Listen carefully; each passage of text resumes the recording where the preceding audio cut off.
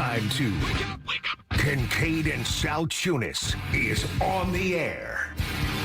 Broadcasting live on the Fanatic app and YouTube channel. Here are your hosts, John Kincade and Andrew Salciunas. 97.5 The Fanatic, Philadelphia. Yes, good Monday morning to you, Philadelphia. I am Andrew Salciunas, and that is indeed John Kincade. It is Kincade and Salciunas here on 97.5 The Fanatic on this Monday morning following another good weekend for the Philadelphia Phillies.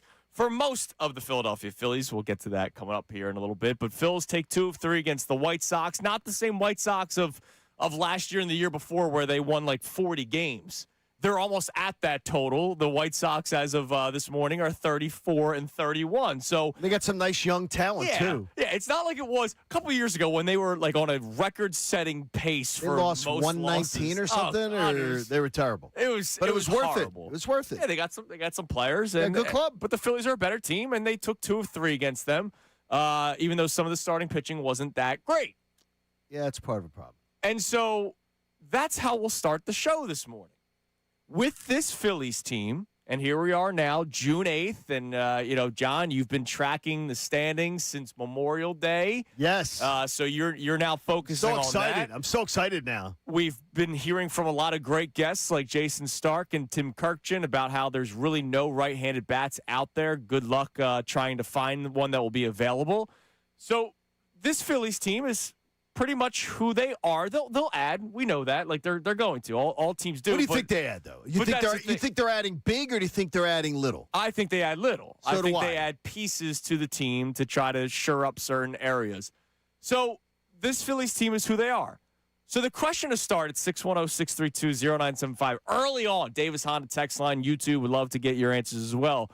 Do you find yourself focusing more on the good or the bad with the Phillies? Because even though they took 2 of 3, there was plenty of both this weekend. They're 35 and 30. They're 5 games over 500. We know the turnaround that this team has shown. They're about to begin a much more difficult stretch this week instead of what they just went through this past week. But, John, do you find yourself looking more at the good or the bad with the Phillies? The good, because I'm hoping that they will solidify that wild card spot before the All-Star break. Okay. So that's what I'm focused on right now. Right now I'm saying I want the top wild card spot solidified by the All-Star break. So I've given them a task and hoping that in the next 5 weeks of baseball, which is what it is, they've got 5 weeks to accomplish it beginning tonight. I'm hoping in those 5 weeks they move from the second wild card, where they are awake this morning, to being the first, and that they are secure in the wild card spot. I'm talking you're secure in the wild card spot. I want to be up by 3 or more games in the wild card position, but in the top spot, where there's 2 teams trailing you in the other 2 wild card spots, and then you're up at least 3 on being a wild card. I think they can easily be there. That's what I'm focused on. So I've been focusing more on the positive, because I think the negatives are showing themselves to be real. Yeah. That they are real at this point, that they're not going to change. Aaron Nola is nothing's changing. So it's like I could beat my head against the wall, or I can focus on something that potentially is positive. Jozempic is not going to be a great relief pitcher again. He's going to have stretches where he is, but he's not going to be a great relief pitcher again. Andrew Painter is over his head. There's things that you can just beat your head against the wall, or you can accept, and you can focus on. There are a lot of good things. And by the way, I do think that this past week the offense started to show me that, maybe they're coming out of their slumber. And that's why Andy Negative is with John Kincade on this one. I'm looking at the positives right now. But is it the offense that has you most going, okay, I'm going to be a little more positive? Yeah, the offense showing life. Yes. Coupled with 2 aces. Yes. Like Christopher Sanchez and Zach Wheeler, what they are doing, we already know that Christopher Sanchez was pitching at a historic level, literally, making history of the scoreless streak as a left-handed pitcher in Major League Baseball. But what Zach Wheeler's also doing, I was at the start the other day when he had the no-hitter through 5, and I'm looking at the velocity. Boom, 97. I'm like, man, he really is back. And he has been back for a couple of starts now. But he's unbelievable. But there was legitimate concern. All right, who is this guy? Post thoracic outlet surgery, is he going to be the same guy? His off season wasn't all that long. Like, he wasn't in the minors all that long. He joined the team in May. And by the way, he's been dominant. His performance wasn't that great, honestly, coming back off of the thoracic outlet surgery. Yeah, he was throwing like 93. He didn't look great. Like, he didn't look great. But, man, has he geared himself Oh, my gosh. up, dude. He's back to vintage Wheeler. He looks fantastic. You mentioned, Jose Alvarado. I can also mention Johan Duran, who's been Johan Duran literally unhittable. And yesterday they started to talk about it. I mean, we're heading towards Father's Day time. He has been win and save situations. He's been unhittable, and he's been the best. That's awesome. So I'm going to choose to do that because, again, when I started to look at the standings and started to care about the standings, I'm looking at it saying the division race is something that if it becomes entertaining, it's a bonus. I'm not worried about the division race. I'm not worried about them getting involved in the division race. You won 5 of your last 6 games, and you lost ground. I'm not worried. Like, the Braves are now 9.5 games ahead of you in the NL East. Yeah, I'm not worried. And I'm not worried about the division race because, again, the 2 best Octobers we've had, they've been a wild card. So I'm not concerned that is the determinant. If they don't win the division, that means October's going to suck. When in reality, we know, you know what, October may be great because they don't win the division. Who knows?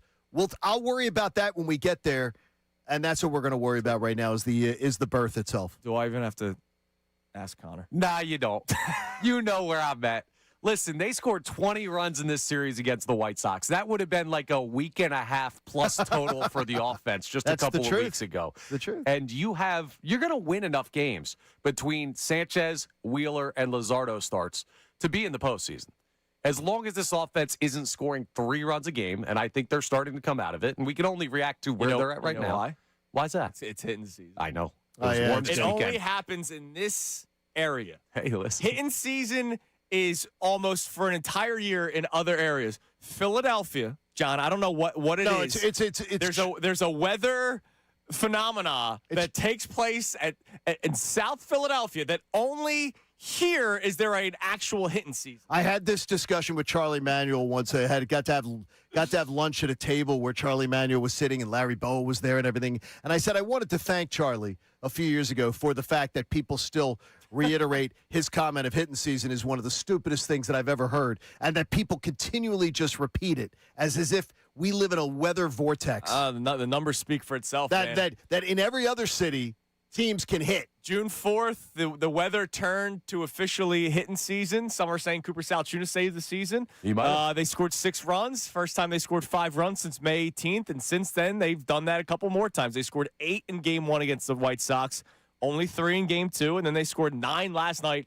And, man, did they need to, because you mentioned Aaronola. So even though we're going to focus on the good, and there was a lot of good. There's a lot of good. And we're going to talk about Brandon Marsh later on this hour. That's great. He's great. No, that's great. And he's now hitting for power, which that's been cool to see. Alec Bohm hitting the long ball a couple times recently. Look at this. They're coming together. No, I'm more excited that Alec Bohm is not in critical situations. It's not an automatic downer or 6-4-3 double play. Is not the Price is Right, loser horns. Yeah. Like that's the more exciting thing to me there. There are positives and we're getting to them, which is good. It's like there's things to talk about that are some positives, which is great. So now let's talk about the back, because why wouldn't we? It's Philadelphia Sports Talk Radio. No, you have to. You have to. What the hell did he do with Andrew Painter? We're going to start there. No, I mean, I feel like we kind of know Nola. We were shocked that he put together back-to-back really good outings, and then yesterday happened, and you're like, oh, yeah, the 5.86 ERA. Forgot about that. Can we go back to what the offseason discussion was? What was the offseason discussion? Well, at least the offseason discussion, my talking point. And get back to it because it has been proven 100% fact. Ranger Suarez. No. The talking point with Andrew Painter. This organization anointed him. Yes. He didn't earn it. He did not earn his position at the major league level. He was anointed. And that sucks. That sucks. And I said it all offseason. It sucks. He sucked last year. He didn't earn a position at the major league level. It was anointed because of his status, because of what he was expected to be. He didn't go out in AAA last year and say, okay, he's showing you what he's about. This is why he deserves to be on the major league club. Instead of making him earn it, they anointed him and gave him the Willy Wonka golden ticket and said, no, you're a big leaguer, kid. He didn't earn it. And when you give people things that they didn't earn, I think that's always to me, that's always a problem. If I did not say the name Andrew Painter, right? Forget that we just talked about it for a minute. Yes. And I said, all right, the Phillies just called up. I'm not even saying made the opening day roster, just called up a guy who has a 5-6 record in 22 starts with a 5.40 ERA, a whip of 1.5, gave up a lot of home runs, not a good strikeout walk ratio. Nope. You would not good command. Yeah, you would say, oh, damn, this is one of those, like, spot start guys. This is Alan Ronhell, with all due respect to Alan, who's just catching strays at 6:10 this morning. Now, what if his family's listening this morning? If I said all those stats, you'd say, all right, this. I guess they just need a guy to throw for a day. That was Andrew Painter last year. And Andrew Painter just made the big league club. And oh, by the way, it wasn't great this spring. Like, the numbers, wasn't. The statistics were fine, but the command still wasn't there. The velocity still wasn't there. And in this past outing with the White Sox, he gave up a home run. It was when the White Sox were doing the Harry Potter wand thing. Yeah, by the way, can we stop?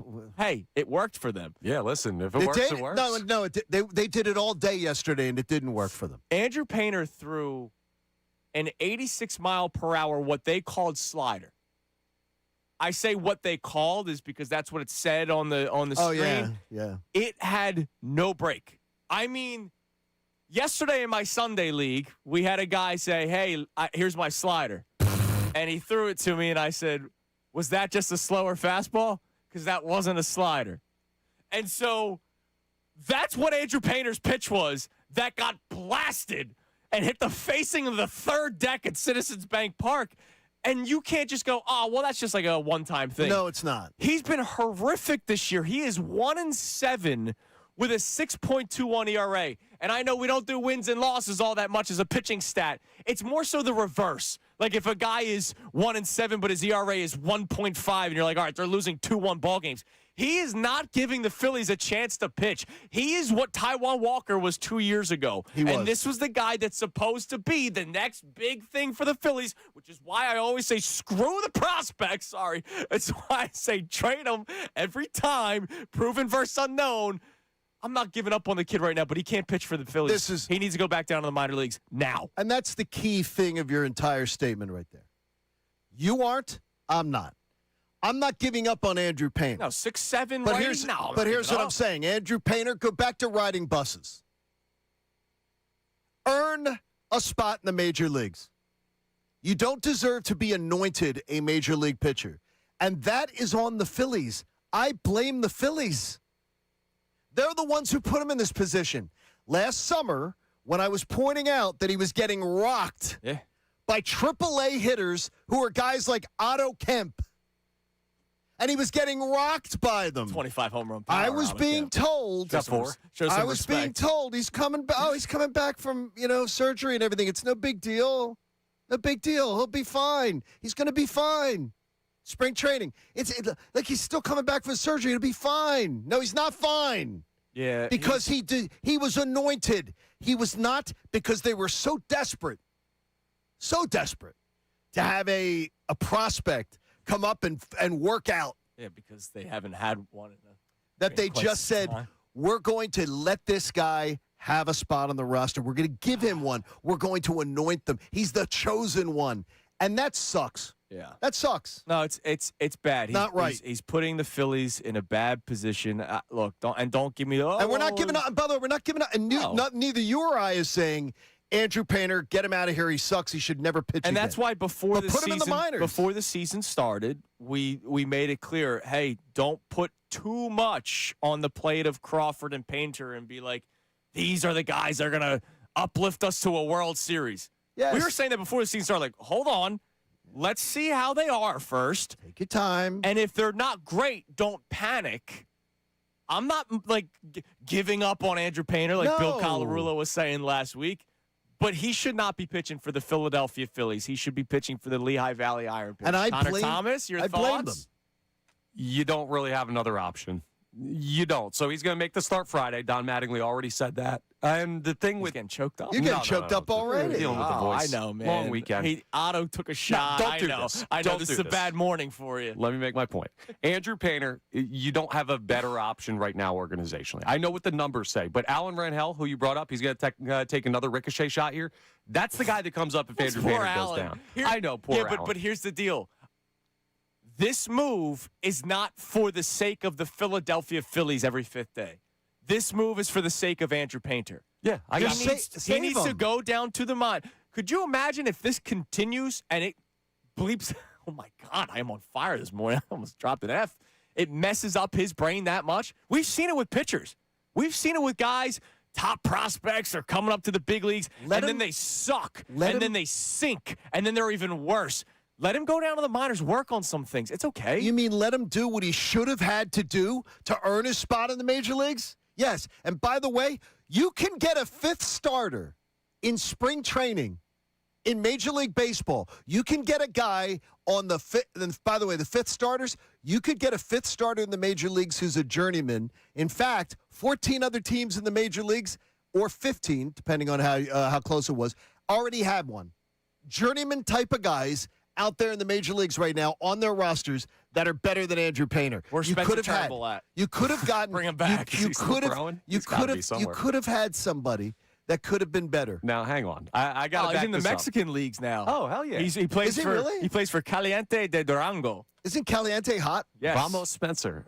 Here's the thing, right? We're talking about earning a spot at the major league level. Yes. It was time for Painter to get his opportunity. It was. For how long he had been in the minors, coming back from Tommy John surgery, that delaying it. Like, you had to see what the kid had at the major league level. Now, if Friday does not go well, I would send him down. I agree with you guys on that. But we also had a conversation like a week ago where you wanted to call Gage Wood up, who just got promoted to Double-A to replace Aaron Nola. What has he earned to be up here? Why is that different? He's had success. Guess what? A-ball. Is that he is also a successful. He is your top prospect. And by the way, there are organizations, Connor. There are many successful organizations where Gage Wood would have had an opportunity to potentially pitch. Right, but this is totally different sides of the same argument. Like, why has he earned something for you? But Painter, because you are in a position where you need it because of the stupidity of what you did with him. You're in a position you're saying you don't have a better option. You may have a better option. And right now you put yourself in a position where you may have to try something. You may have to roll the dice. I'll say it again. I don't even know if they have a better option. But I'm not even saying this for the Phillies. I'm saying this for Painter. Andrew Painter needs to get his... Save him. He needs to, I'm fine with that. I'm not arguing right that now, point. he's sinking, and he's got weights tied to his ankles, man. He's not not swimming out right now. Let's save the guy. Let's not hurt the guy's future. And by the way, I do believe what you're saying is very valid. His future could be hurt by what's going on right now because he's losing confidence. Because the body language, and I sometimes put too much on it. His body language sucks. Are you a studier of body language? His body language sucks, and Larry Anderson talked about it in the broadcast. Oh, how about that? Little slumped. Like, you watch body language. Yeah, because he realized he's not good right now. And he's out there, and you're getting your ass beat, and it's just... He's a problem. I'll just contend the earning it point. I will contend. Where he's at now and what the Phillies should do, I'm on the exact same page. Alan Ronhell's got a 3.73 ERA right now down in the minors. Thing is, Connor, you don't earn it. You don't earn your spot in the major leagues, and you never have.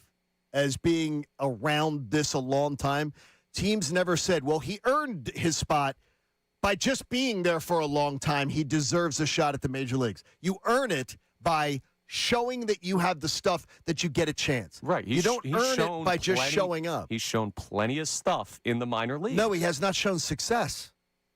But not the success he has. He didn't have the success to. You got to show success. If I took the name Painter out of it, we would not want this guy pitching for the Philadelphia Phillies. The problem is he is a top prospect, and because he is a top prospect, we're going to ignore some things and just look at the stuff, right? And look, we do it for athletes all the time. Yeah, but look at the tools. I did it with Ben Simmons for years, right? Yeah. Ben, he can't shoot, but look at all the other things he could do. And then ultimately, you found out that the shooting was a problem if you don't have the right roster around him. Problem is, this isn't basketball. This is one man versus one man. It's pitcher versus batter. And when you're throwing sliders that don't move at 85 miles per hour down the middle of the freaking plate, I don't care if you're playing the White Sox or the Dodgers. They're hitting home runs off of that. We're driving back yesterday from Pittsburgh and had the opportunity listening to Scott Fransky and Larry Anderson, who do just a fantastic conversation. I call it a conversation about baseball as you're listening, and it was great. And Larry Anderson talking about Nola and just saying there's no movement on his pitches. And the only pitch that he thinks he can actually locate is his curveball. I was listening at that exact same moment. And the White Sox are just going to sit on the curveball. Yeah. Because he doesn't have the confidence to throw anything else. And so they're just going to sit on the curveball because he has no confidence in anything else. Yeah, well, good thing the bats came to life after Aaron Nola's rough start. Phils were down 5-0 at one point yesterday, right? No. That was the other they were game. up 1-0. That was the White Sox game that Anthony you're Painter, talking about that one, yeah. But then they fight back and they win 9-5 yesterday. They did, and that game kept going back and forth. They kept giving Nola leads, and then Nola kept blowing leads. Yeah, that's always good. It's normal. That's great. All right, coming up next, we mentioned Brandon Marsh. He needs extra love today, and we need to put a call out there for Phillies fans to work together, John. We're going to do something live on the air together. We need you to be a part of it because MLB.com, they don't even recognize what Brandon Marsh is doing. The website of the league he plays in. It's Kincade Salciunas, 97.5, The Fanatic. Now on 97.5 The Fanatic Sports Update. A strong homestand. I'm Connor Thomas, and the Phillies took down the White Sox 9-5 yesterday to take another series victory and finish a 5-1 homestand at Citizens Bank Park. And it was a good day for the offense, led by Brandon Marsh, who went 2 for 4 and homered for the third straight game. He talked about his hot streak after the game with the guys on the NBC Sports Philadelphia broadcast. Yeah, whether it's true or false confidence, I feel like you have to go up there with it. But yeah, feeling good as we can be, and another great series win. So yeah, just on to the next one. Got to go take some in Toronto. He's absolutely right. They do. He's now leading Major League Baseball in batting average, and the Phillies are now heading north of the border to start a series with the Blue Jays tonight. First pitch is at 7:07 p.m. Christopher Sanchez faces Patrick Corbin. Sanchez trying to bounce back from a rough start where he went 7 and he only gave up 1. That was a rough start for him, comparably. The Sixers will hold the introductory press conference for new president of basketball operations, Mike Gansey, today at 10 a.m. They also promoted Jameer Nelson to GM, replacing Elton Brand, who will take on a different role with the organization. We'll bring you that press conference live here on The Fanatic. Game 3 of the NBA Finals is tonight at 8:30 p.m. Knicks up 2-0 on the Spurs. We'll talk to Jim Salisbury coming up at 8:30 for his evaluation of the 5-1 homestand for the Phils and where the team is heading right now. I'm Connor Thomas for the home of the NBA Finals, 97.5 The Fanatic and the Fanatic app. Got something to say?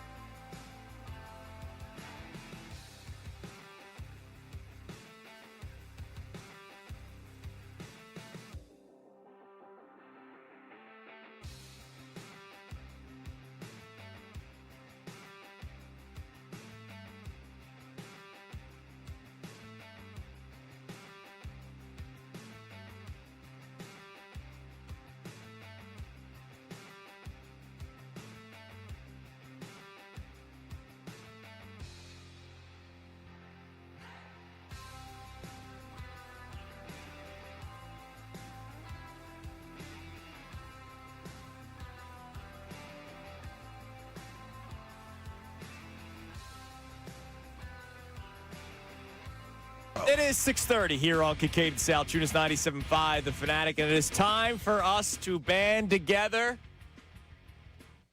to get Brandon Marsh into the All-Star game.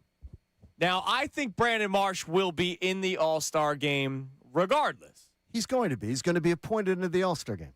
But Brandon Marsh is deserving of recognition to be an All-Star starter. Okay. And it's amazing the story of Brandon Marsh because I've written this guy off like 75,000 times, and the trade of the hell's his name, the catcher Logan O'Hoppe. Logan O'Hoppe, thank you. The untouchable prospect that was Logan O'Hoppe, and then you get Brandon Marsh for him, and it really wasn't that great. Like Brandon Marsh has had moments for sure. I always recognize the 2023 NLCS where that team peed themselves the last 4 games of that series.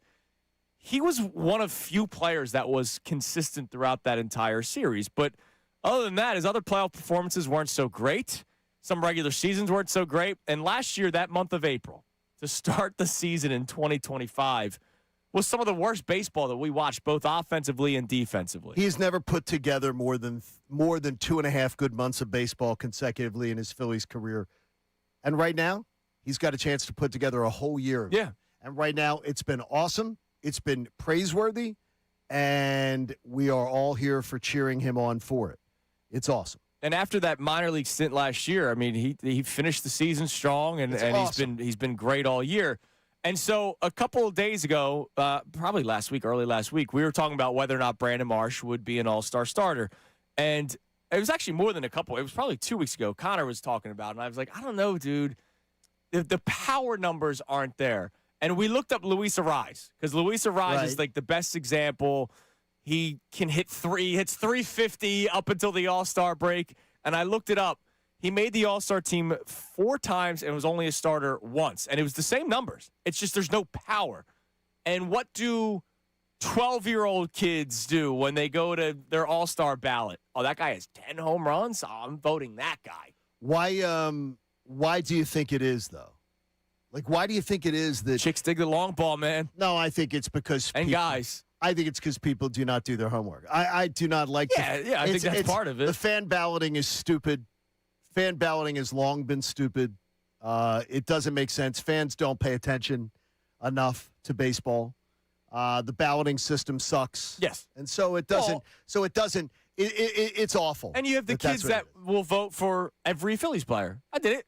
When I was a little kid with the punch-out ballots, I was like, all right, catcher, little kids, first base. Little kids will, Yeah. because that's the simplistic, simpleton system that baseball has set up, and it's very on brand for a sport like baseball that is always behind the curve. And you get 5 votes a day. You can do it 5 times, right? Exactly.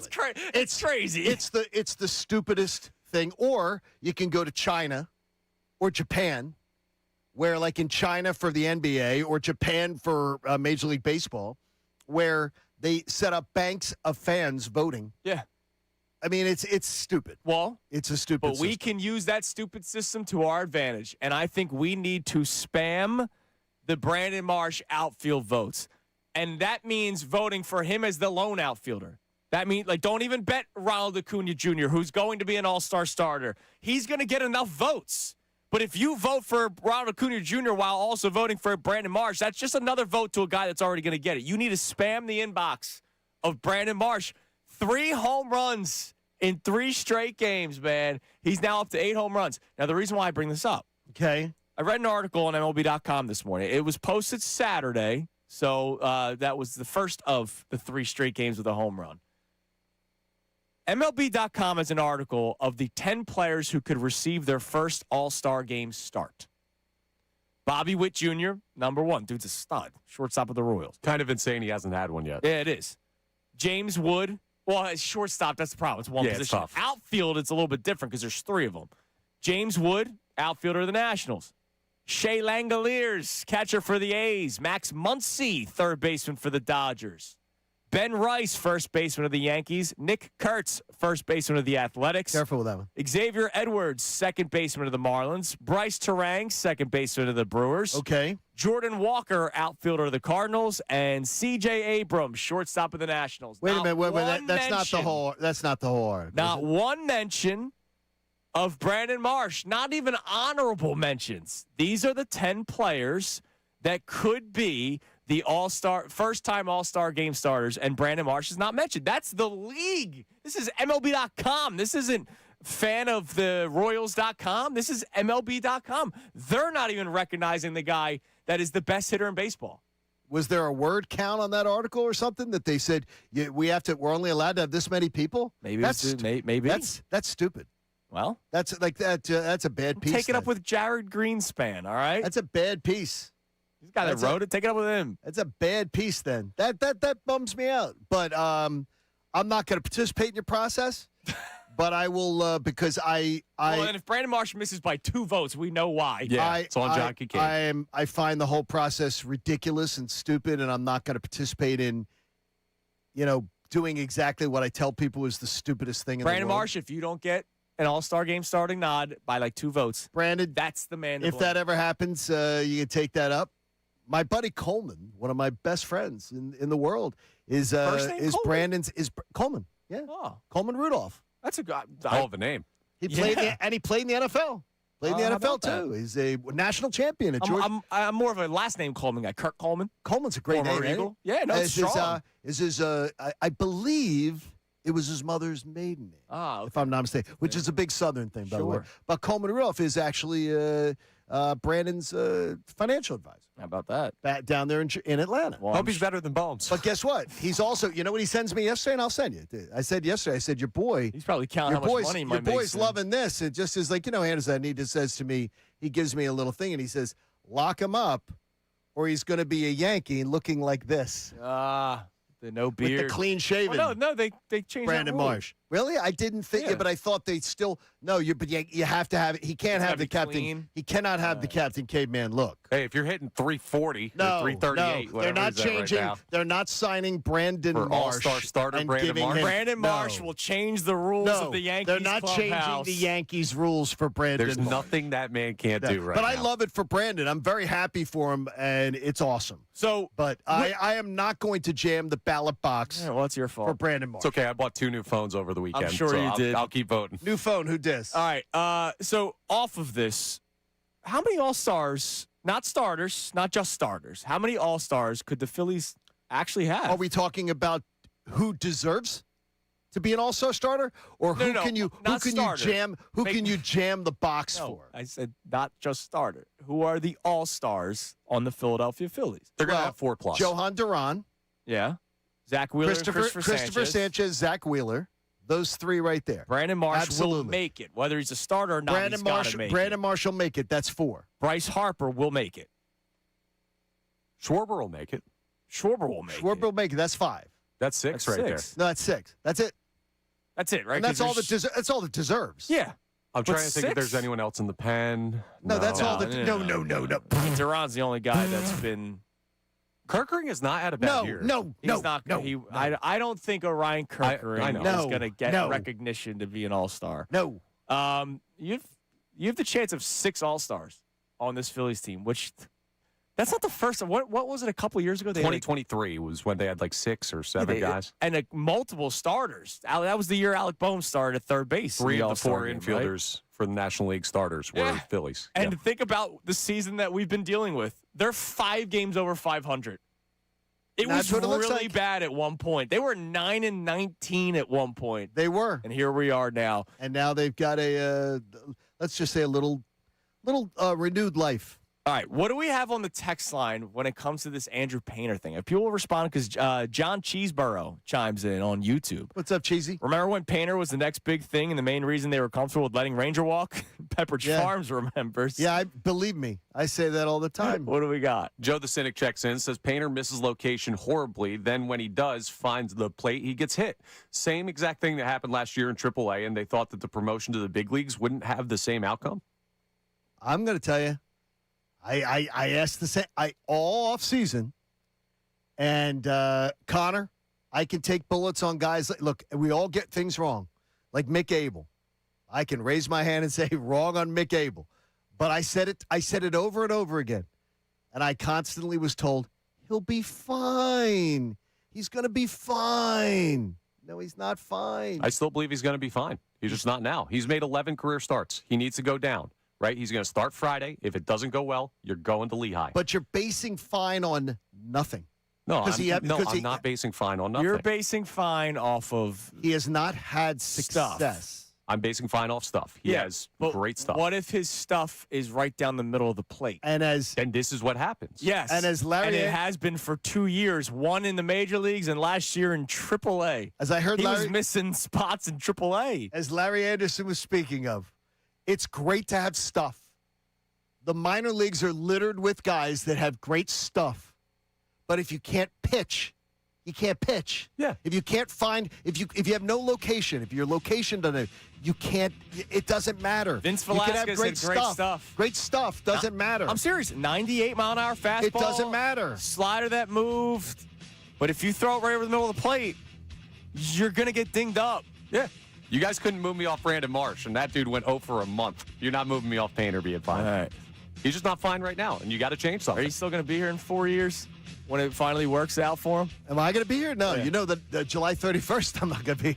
But you're not going to lose. So me. 4 years from now, I'm going to. But I'm not retiring. All right. So So 4 years from now, when Andrew Painter has a good stretch, we'll call you. Absolutely. Yes, So that exactly. Connor can gloat. To Connor be like, Cy see, Young 2030. All right, coming up Book next, it. more of your text messages on the Davis Honda text line. Feel the Davis difference. Check them out in Burlington. We have the poll of the day up and running. We have a poll from Friday that we'll address in the 7 o'clock hour. Also, more on the Phillies because this past week, it was a struggling Padres team and a bad White Sox team. This week's a little bit different. It's Kincade Salciunas, 97.5, The Fanatic. All right, guys, the world's biggest soccer tournament has arrived, and you could trade the entire tournament right on Kalshi. On Kalshi, you could trade every match from the opening stage all the way to the final. Speaking of the opening stage, things get going this week, Sunday in Philly. Ecuador is taking on Ivory Coast, and Ecuador is trading at a 41% probability to beat Ivory Coast in that match, meaning a $100 trade is going to pay you out $234 if they win. You can also trade on who wins the whole thing. There's a lot of great ways on Kalshi to trade, and it's the best because you're trading against peers in a live market, which means there's no house, and as the probability changes, you can buy in and out of your position. So by Sunday, it may look different for Ecuador. You might be able to make a little bit more money on that. It's a great way to enjoy this huge tournament, and for a limited time, you can download the Kalshi app and use code FANATIC to get $10 when you trade 10. That's Kalshi, Kalshi, where you can trade the beautiful game. 18 plus only. Restrictions and eligibility requirements apply. Event contract trading involves risk and may not be suitable for all investors. Prices, values, and available markets may differ from those mentioned. For more information, see Kalshi.com/regulatory.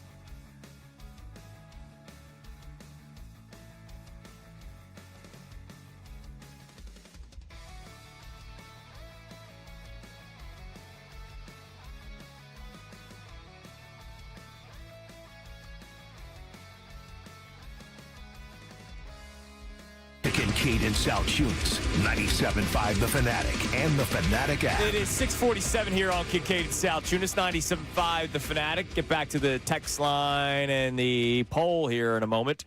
But Johnny, Phil's bit of a different week ahead. So this past weekend, they just played the White Sox, who are a fine team. They're not the Phillies. They're better than I give them credit for. I got to give. Well, yeah, considering that they're almost at their win total from a couple years ago. Look, and they're coming together. It's the month of June. Look, they're coming together. Yeah.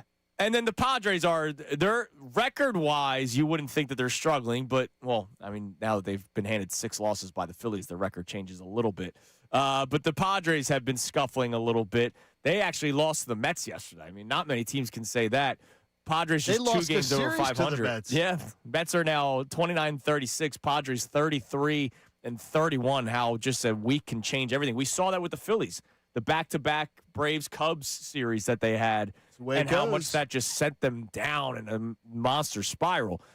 But now the Phillies is a little bit different this week. Now you have the Blue Jays, and you're on the road in Toronto for 3 games, and then you're in Milwaukee for 3.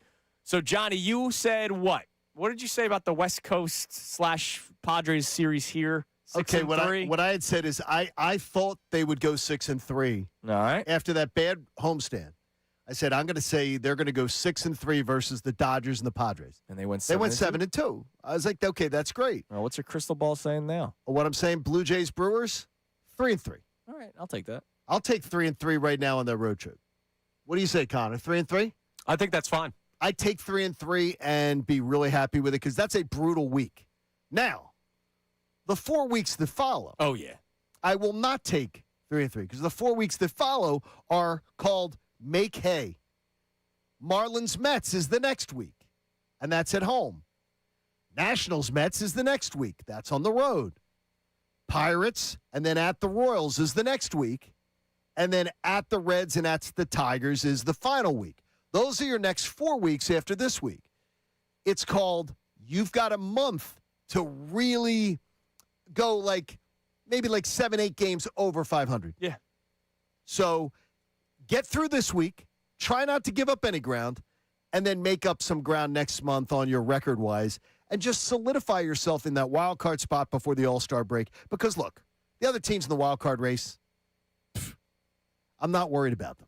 I'm not worried about them being... Yeah, the Pirates are one of those teams. Cardinals. By the way, Pittsburgh. I applaud Pittsburgh on a nice weekend. Pittsburgh downtown, really, really nice.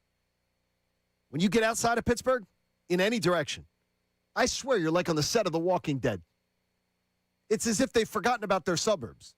Or maybe they're just fixing Pittsburgh from inside out. Maybe. The suburbs, I thought I was back in the 70s in Upper Darby. Well, it was unbelievable. Well, good for downtown Like, Pittsburgh. come on. Shout out downtown Downtown's Pittsburgh. beautiful. All right, so let's check the poll today, brought to us by Dr. Avidan Appel and Iron Mountain Men's Health. Poll is strong for 4 hours. Actually, shout out to Dr. Avidan Appel. We've had a poll running for 72 hours, which we'll get to in the 7 o'clock hour. Call your doctor. Yeah, at that point, you might need to call a doctor. But Dr. Avidan Appel, we know that the product works. What do we got this morning? All right, our poll today is our main question of the day. Are you focusing on more of the positives or negatives with the Phillies? And pretty tight results so far. 56% are saying positives, 44% saying negatives. That's interesting. It's not shocking because I think this Phillies team it's not confused. This Phillies team has done this to themselves. How many times have we talked about the wake me up when October comes crowd? Oh, yeah, there's a lot of that. And deservedly so. I mean, the Phillies have brought this upon themselves. And up until this stretch where they've been winning a lot of baseball games, that 9-19 start, I think, broke a lot of people. And I think they're going to have to do a lot to show people that they are the playoff team, the World Series contender. And there's still questions. Look, I'm not there yet. All right, so don't freak out. This might be the first time in my life where I'll get on the Trout thing. First time ever, because I've never been there. I've never been the trade for Trout guy. It costs too much. But we had Tim Kirchin on last week. You're shaking your head already. I said not yet, and he's already shaking his head. Because I know Jason, you're getting dragged towards the cult. I've never been there. I know, and you're getting dragged towards it. Jason you don't Stark have to join week, the tent. There are no right-handed bats out there. I understand. And what do the Phillies, despite Adalis Garcia hitting a couple long balls recently, he's still batting 199. What do the Phillies desperately need? That'd be a right-handed bat. And what did Tim Kirchin tell you? probably not going to happen. Because everybody needs right-handed bats. Because everybody. So what you got to do, as Tim told us, is get creative. Yeah. You got to find guys who aren't necessarily on the market. There are guys who are going to be moved who are not necessarily on the trading block, but you can intrigue a team to make a move because of somebody that you offer to move. That's the only way you're going to get somebody that's good. You don't have to go the route of saying, well, Mike Trout's the only guy, so now we're going to go for the total risk in Mike Trout, the complete risk of Mike Trout. I'm getting close. For the first time. I've never done. I know people in this city have been trying to trade for Mike Trout since the day he got drafted. I know it. I've never been there. This is the first time where I'm going, man. I can't believe it. Well, the last 2 years. I'll wait till you leave to make. I can't believe trade it. deadline's after. No, it's after. So wait, August 2nd, Yeah, right? The trade deadline is the Monday after I'm gone. Oh, but we're mornings. So first show minus John Kincade is the trade will deadline. be the trade for so Trout you can Day. you can be all over it. Be all over it and enjoy yourself. So either Adolis Garcia's at 20 home runs August 2nd, or it's trade for Trout Day on Be all for whatever it. the hell the name of the show will be. You can be all over it. Yes. Dude, the funny thing about this Does Parsons- Calci, by the way, Calci have any odds on that? We could go look. I'll go I take did a like look. that. See You if can they trade have, on do anything. they have any odds on my next job, too? If you can get that, please get You on can Calci. trade on anything. Okay, that's including amazing. John Kincade. There we Maybe. go. We'll see. The weird thing about this, right? The positives, negatives that we were just looking at for the Phils, they were in a very similar spot to the Mets. And I know there are issues with this baseball team still, like the right-hand stuff, the offense inconsistency. Okay, got it. The Phillies now have a top 8 record in baseball. The Mets have a bottom 7 record in baseball. Like, it would be very easy for the Phillies to continue to have been where they were at when they were struggling. Like, you shouldn't turn your nose up at this turnaround. No, I'm not. No, I'm not saying us. No, for the people that are saying they're I'm glad. noticing more than negative. I'm glad they finally got out of Eeyore land and got, little Oh, no, here we got go. motivated. It's all because of Magic Mattingly. How come he hasn't fixed Andrew Painter? I don't think he's a pitching coach. Oh, I thought Donnie Baseball could do everything. I think he's I knew one thing is I got a team that plays much more attentive baseball. Even though double play in like 2 days. Even though yesterday I'm watching guys almost get picked off constantly. I'm like, what is going on? Shouldn't you fix that? We'll speak to Jim Salisbury today at 8:30. I'm going to ask Jim about that. And I heard him with Middays with Marks last week, and he was very, very, very, very emphatic about saying Rob Thompson did nothing wrong. The guys got him fired. And guess what? I have an answer for. I have a question about that leads off that. I'm going to ask Jim Salisbury. Well, what was he doing right? And that's one of my questions that I have for Jim that I know when he was coming on. Then I need all these people to tell me, what was he doing right? It's amazing. Rob Thompson didn't do anything right, but Don Mattingly's done nothing wrong. No, I'm saying, what was he doing right? No, I've criticized Don Mattingly a couple times on the show. Yeah, you didn't like his outfit. Quite a bit. No, there's quite a few things I haven't liked. Or what he made for dinner. There you didn't it say is. anything wrong about his baseball. Hey. All right, coming up next, the Phillies will not go away, but there was a Jalen Hurts video that took the world by storm. Unfortunately, it was this show, or fortunately, depending on if you're a content whore or not.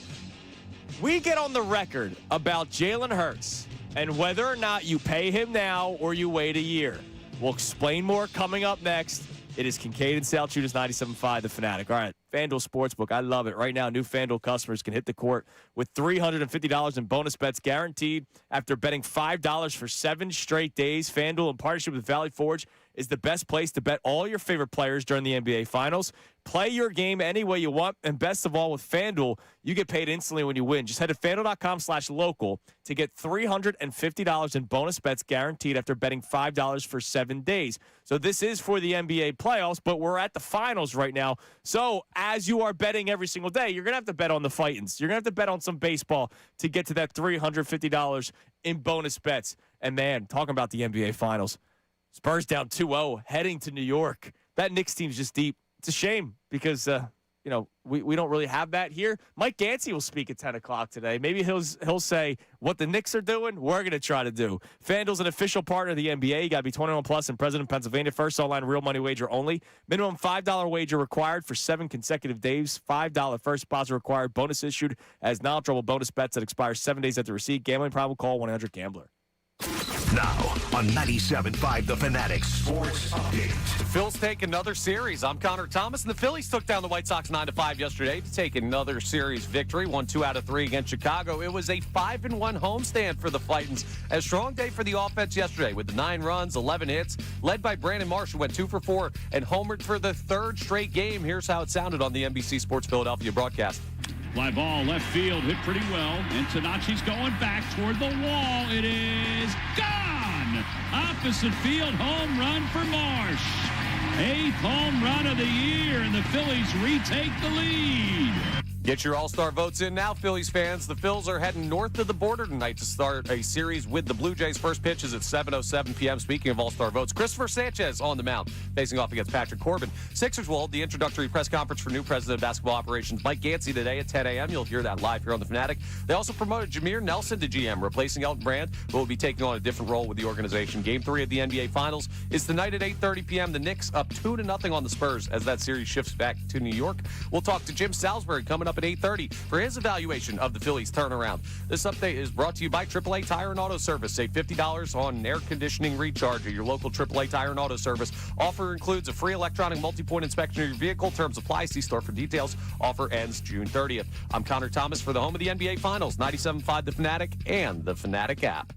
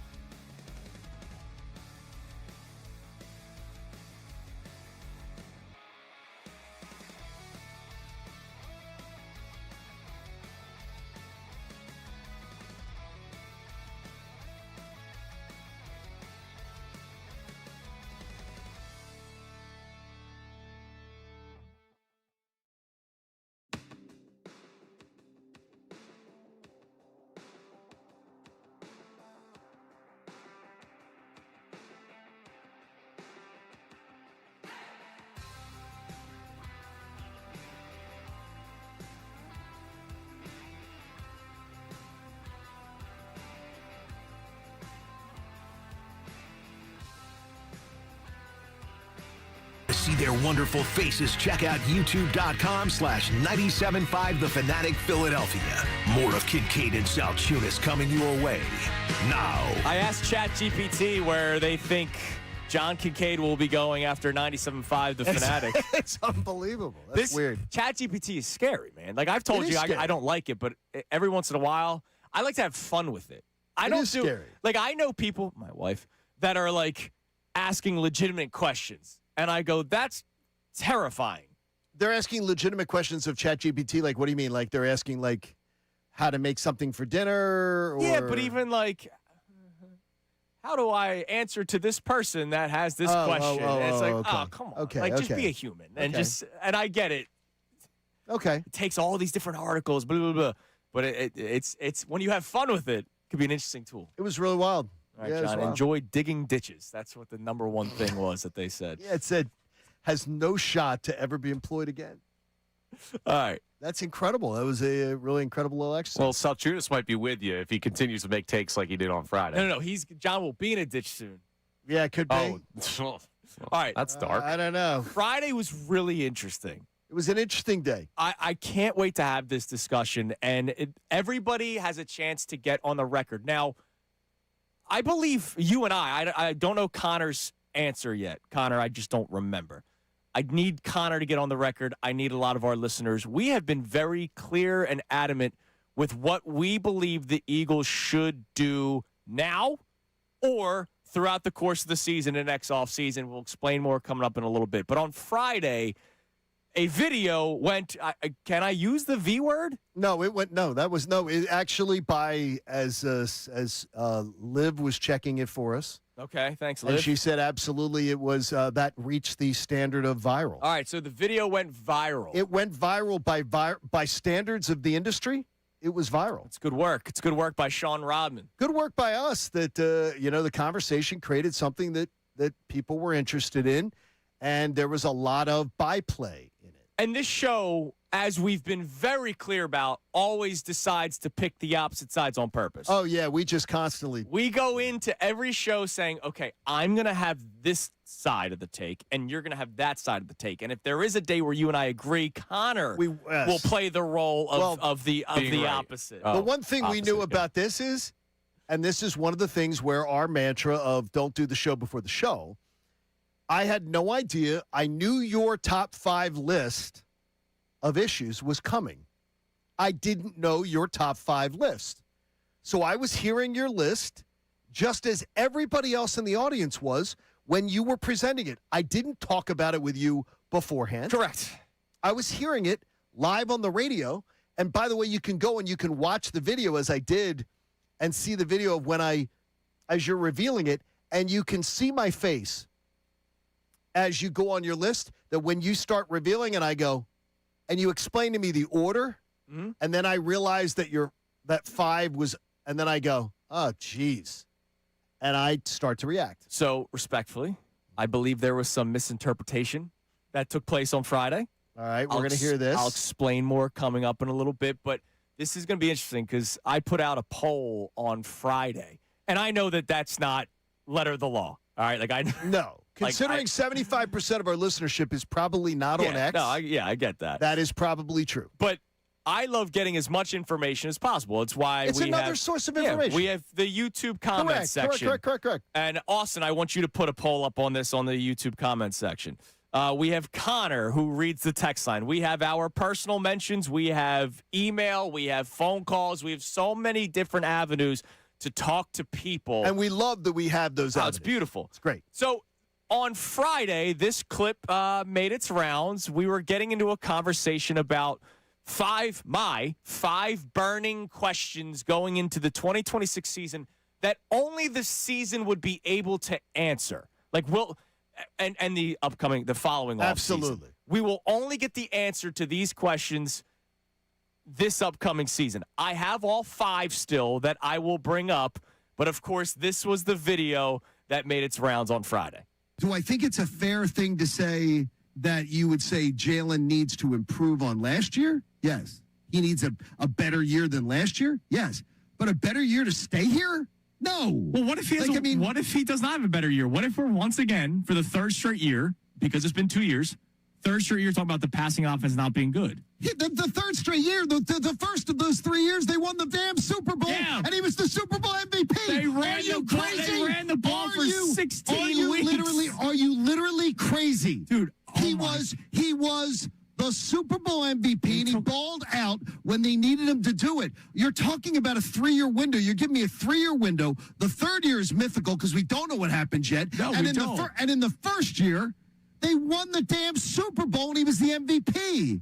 I can't believe it. And you have agreed that it's only you've agreed that the defense has Andrew, been this. This is why Philly Sports Radio, and this is why Philadelphia. You're just saying that because you're leaving us. No, it's not. It's always been what I've said, and I've said it while I've been here. It's why we have this reputation, because there are 20 other cities, minimum, more, that would say, are you freaking kidding me?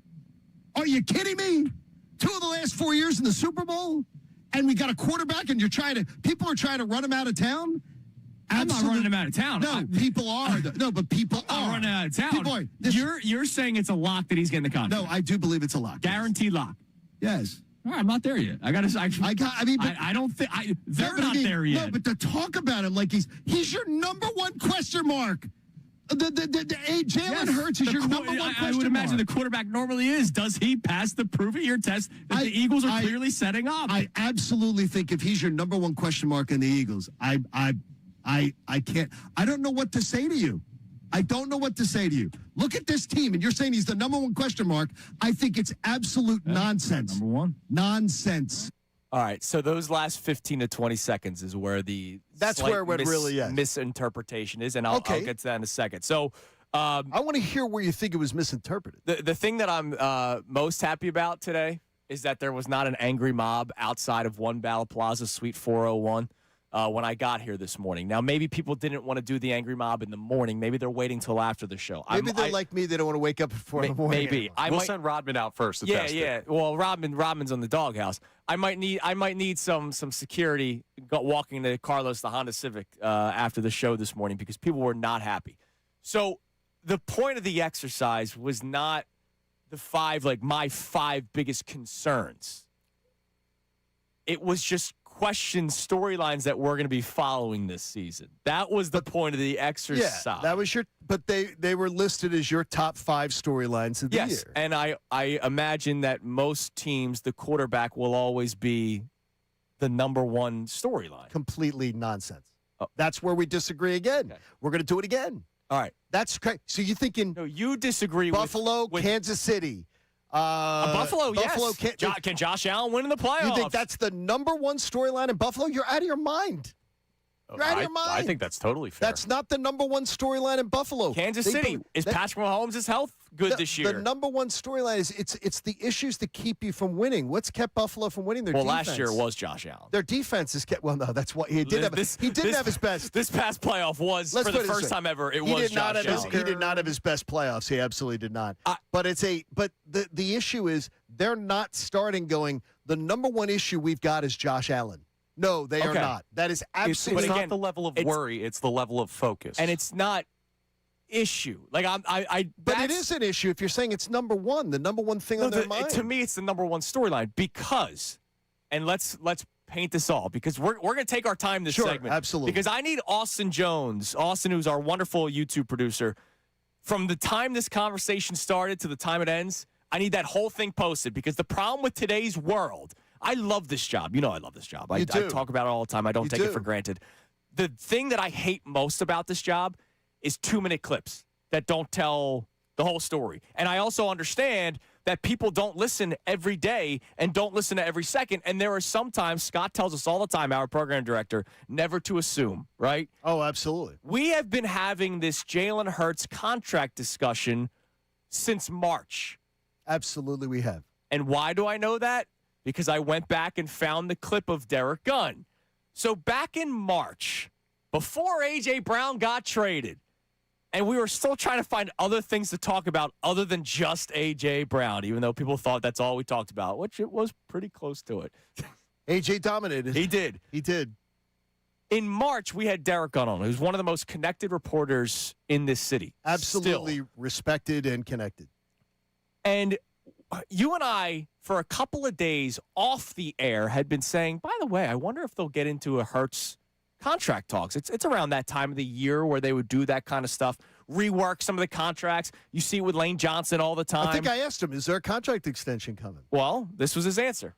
No. I don't think you'll get this contract extension in 2026. I think the Eagles are going to look closely at how he adapts to this new offense, and I think then they're going to make a determination in terms of what they want to do with Jalen beyond the season. But I don't think an extension is in the works this offseason heading into the 2026 season. And I don't blame them. When you're talking about the money that quarterbacks make nowadays and how it eats up such a significant part of the cap, you have to be very strategic in terms of what you're going to do, who you're going to do it with. Let's face it, Jalen didn't have the best of years in 2025. I don't like to use the word a prove-it year because he's proven he can play at a high level in 2 Super Bowls and being a Super Bowl MVP. But I think in terms of consistency, the Eagles have some concerns about his consistency when you base it on what we saw of him in 2025. So, no, I don't think he's getting that extension anytime soon. So maybe some of you watched the clip on Friday and you're saying, let me check out Kincade and Salciunas today. Welcome. Welcome aboard. That was in March, and that's kind of led to, every once in a while, us having a conversation on the air. On Friday, when I did my 5 big questions going into the season, it was the season will be able to tell us the answer. Connor, do you know what 5 questions there were? Huh. I don't blame you because you weren't working with us on Friday. You didn't have to get up might that have been early in the asleep morning. Yes. He was doing unfiltered. I know Connor one of wasn't them with were. us. He was doing My unfiltered. number 5 question was, what is life after AJ? Fair. What does the offense look? How do That's they? very fair. That's a 1,000-yard receiver that's just gone, right? I'm not making a statement saying they're going to suck. Mekhi Lemon's going to be a bust. Correct. I'm just asking, hey, what's life going to be like after AJ? As everybody's asking. Number 4, is Jake Elliott still the kicker come week 18? The last 2 seasons, he has been statistically the worst kicker in the NFL that has not been released. 2 years in a row. That has made it. He's been terrible. Does he bounce back, or do the Eagles once again go, well, he's Jake, and we love him. And We love Jake. So we're going to keep him. So we're going to keep Does he bounce losing. back? We will only find that out during the season. 3, do we feel the absence of Stoutland? Do we even mention the name Chris Cooper? Does that end up being like the biggest nothing story from a couple of months ago? Or is there something where we're going, wow, they probably shouldn't have moved on or let the guy walk away because ran him out of the building. Nick Sirianni took things away from him. Yeah. We will only find that out during the season of 2026. Who is the cap casualty after the season? That was question number 2, because you're going to have to pay people soon.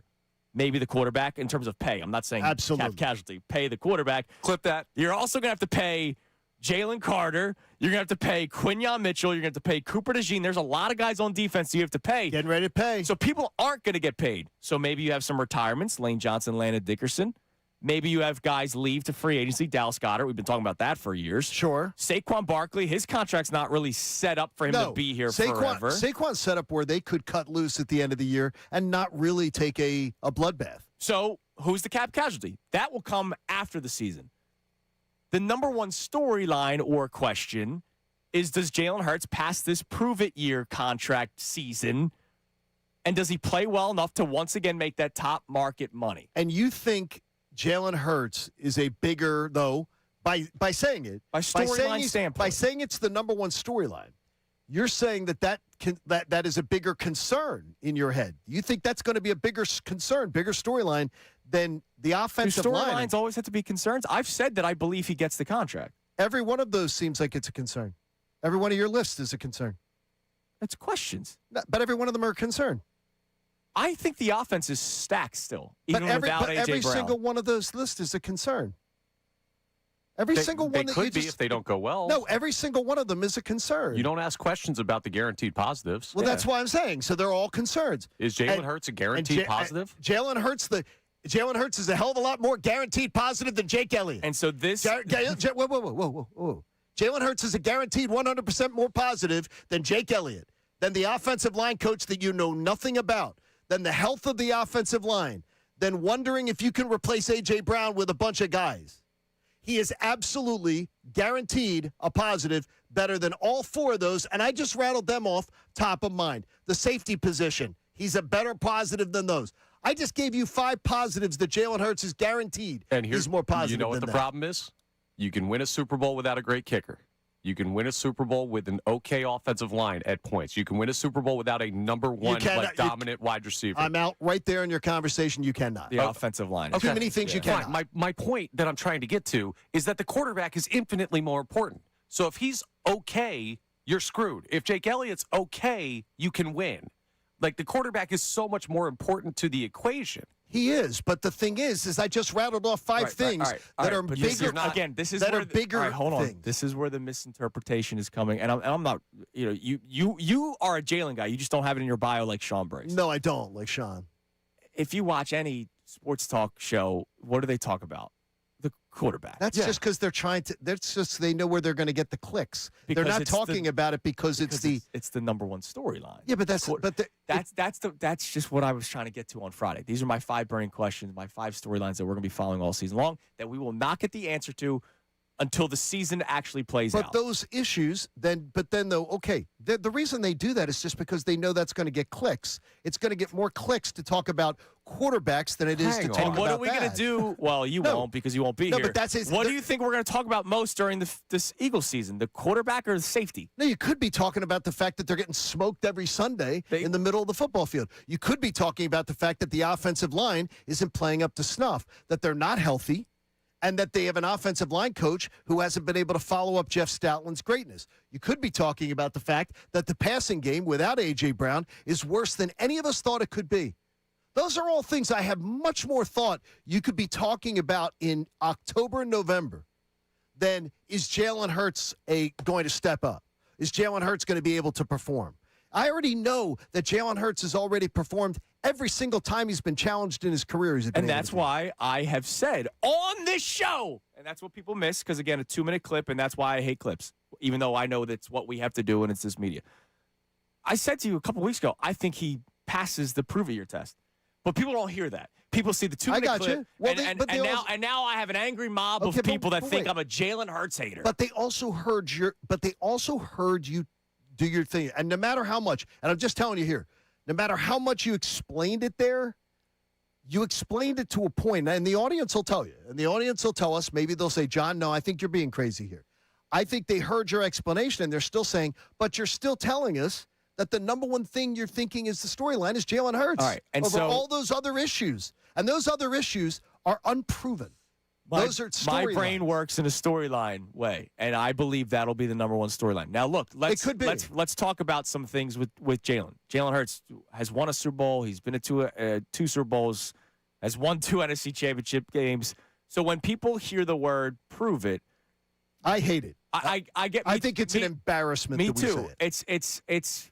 But again, it's the way people hear certain words or phrases. Game manager. People hate that term. They think it's something to diminish a player. No, if the guy is managing the game well, I think that's a good thing. I think that's a positive. So do I. Right? I think so do I. Like, he's not playing hero ball and turning the ball over in big spots. Like, Jalen Hurts manages the game very well, especially with the talent around him. There are facts about the positives of Jalen Hurts. There's also facts about the negative. They were one of the worst passing offenses for back-to-back seasons. They were. Like, that's people. I say this a couple of times on this show. There is a lot of revisionist history of 2024. You can't take away the fact that he won Super Bowl MVP. Can't take away the fact that he was great in the NFC Championship game. I hear a butt coming. There is. The running game. What's the butt? They had to turn to running the football as they should have. Not because of Jalen, but because of the offensive line and Saquon Barkley, and the guy was running for 2,000 freaking yards. Correct. But the majority of their success during the season took place because of handing the ball off. Okay. And if Jalen Hurts, because I know what you're going to say next, well, a lot of it was because of his ability to run too. You're right. And it was. If he's not running the ball anymore, which that was an issue last season. And we don't know why that was an issue. Have no we'll idea find out. why. We will find out. If he's reluctant to run the football. And if he's the reason that they weren't, shame on Jalen. If he's the reason, shame on him. So this all comes back to the Derek Gunn statement on this show, which, by the way, we have asked numerous other local reporters the similar conversation, and nobody has refuted what Derek Gunn said, correct? Not one. All right. The same reporters, I'm going to take a little bit of shot at people here. I'm sorry. The same reporters that told you A.J. Brown was going to be traded and people didn't believe. Okay. Those same reporters agree with Derek Gunn that there's no talks about a contract right now. You can make the case that they don't have to right now because he's under contract. And that the majority of quarterbacks on second and third contracts do not have new contracts at this point. So this is a Philadelphia sports radio talking point. This is most of quarterbacks in his position do not have a new contract at this point. So this is a made-up talking point. Let's get back to the genesis of hold the music for a second, Connor. Let's get back to the genesis because I want immediate reaction next. Davis on the text line, phone line, voice notes, YouTube. Immediate reaction. Next segment, we're done chit-chatting. This all goes back to the paying of Jalen Hurts. Let me say something now, and I imagine you're going to agree with me. He will not play on this current contract next season. That is correct because he won't have to. And more importantly, though, the reason being the guaranteed money. Like it's not that he won't have to. It's not. No, but he won't have. But he won't have to. Like either, Jalen Hurts' camp will not allow it. They'll say he's not playing on that contract. That is correct. Guaranteed money's dropped. That is correct. So the deal that he's on now, because people are saying, well, he's still under contract for 2 years. The way he will not play, the way the contract is currently written contract out, for 3 years. He will not play on this current deal next year. That is correct. That is a freaking guarantee, CT18 guarantee, right, Connor? No. You got to use your That's own. an AS20 guarantee. He will not play on this contract next season. So you and I got into this debate, and we want people on the record now. It's 610-632-0975. You can either pay him now and save in the long run. That's what you want to do. Absolutely. because you get ahead of the Lamar contract, you get ahead of the Drake May. Absolutely. I'm Caleb Williams, getting ahead of all of them. Jaden Daniels. You're getting ahead of. So what you would do if you paid him now, you would make him the second highest paid quarterback because Dak Prescott, nobody's paying. Nobody's going to touch crazy. what that is, right? But in the long run, the contract would look great because you're setting the market.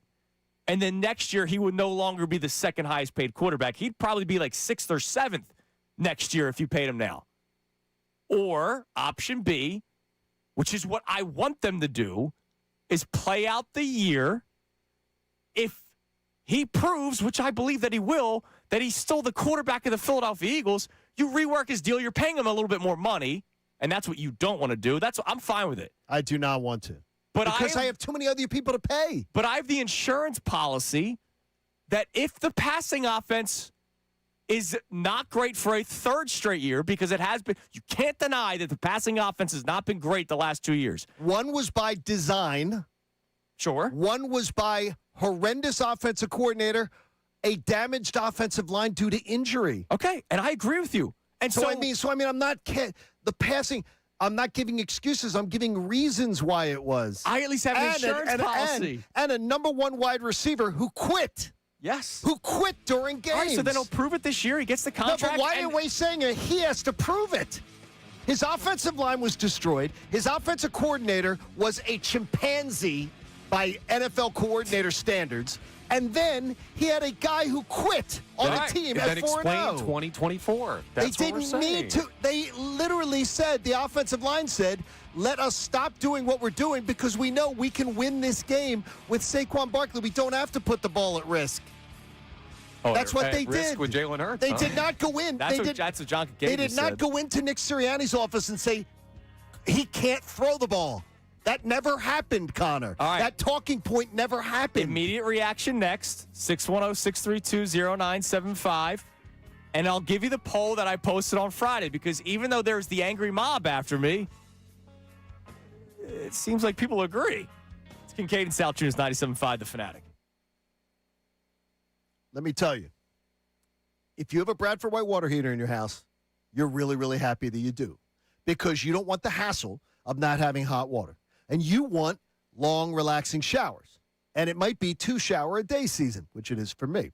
You want to stay comfortable. You want to be content. You want to have all the hot water you need on demand. And Bradford White water heaters are built to be the best. They're going to give you top performance year after year, which is what people around here expect. And this is a local company that understands what you expect and what you demand. Ask your plumbing professional. They know what Bradford White water heaters are all about, and they can bring one to you, including the new Infinity Tankless and Aerotherm hybrid heat pump models. So visit BradfordWhite.com, learn more about them, and then find a plumbing professional near you. They can bring the model directly to you because you're not going to find them in the big box stores. They bring it to you. They install it. They've got it set up for peak efficiency. And then you start saving cash, and you start getting the absolute top-of-the-line efficiency of a Bradford White. So how you heat your water, it matters. Choose my friends at Bradford White. Now on 97.5 The Fanatic Sports Update. A hot week for the Phils. I'm Connor Thomas, and the Phillies took down the White Sox 9-5 yesterday. Another series victory for them, taking 2 of 3 out of Chicago. And it was a hot week. They finished the homestand 5-1. And it was a strong day for the offense yesterday. They were led by Brandon Marsh, went 2 for 4, and homered for the third straight game. He talked about the confidence level he has right now with the NBC Sports Philadelphia broadcast afterwards. Yeah, whether it's true or false confidence, I feel like you have to go up there with it. But yeah, feeling good as we can be, and another great series win. So yeah, just on to the next one. Got to go take some in Toronto. You heard it from him. The Phillies are now headed north of the border to start a series with the Blue Jays tonight. First pitch is at 7:07 p.m. Christopher Sanchez on the mound facing off against Patrick Corbin. Sixers will hold the introductory press conference for new president of basketball operations Mike Gansey today at 10 a.m. He's also going to join Middays with Marks directly after that press conference right here on The Fanatic. They also promoted Jameer Nelson to GM, replacing Elton Brand, who will take on a different role with the organization. Game 3 of the NBA Finals is tonight at 8:30 p.m. Knicks are up 2-0 on the Spurs. We'll talk to Jim Salisbury coming up at 8:30 for his thoughts on the Phillies turnaround. This update is brought to you by Summit Racing Equipment. Rev up Father's Day with Gearhead gifts from SummitRacing.com, or give a Summit Racing gift card. Plus, enroll in the rewards program to get more power in every purchase. I'm Connor Thomas for the home of the NBA Finals, 97.5 The Fanatic and the Fanatic.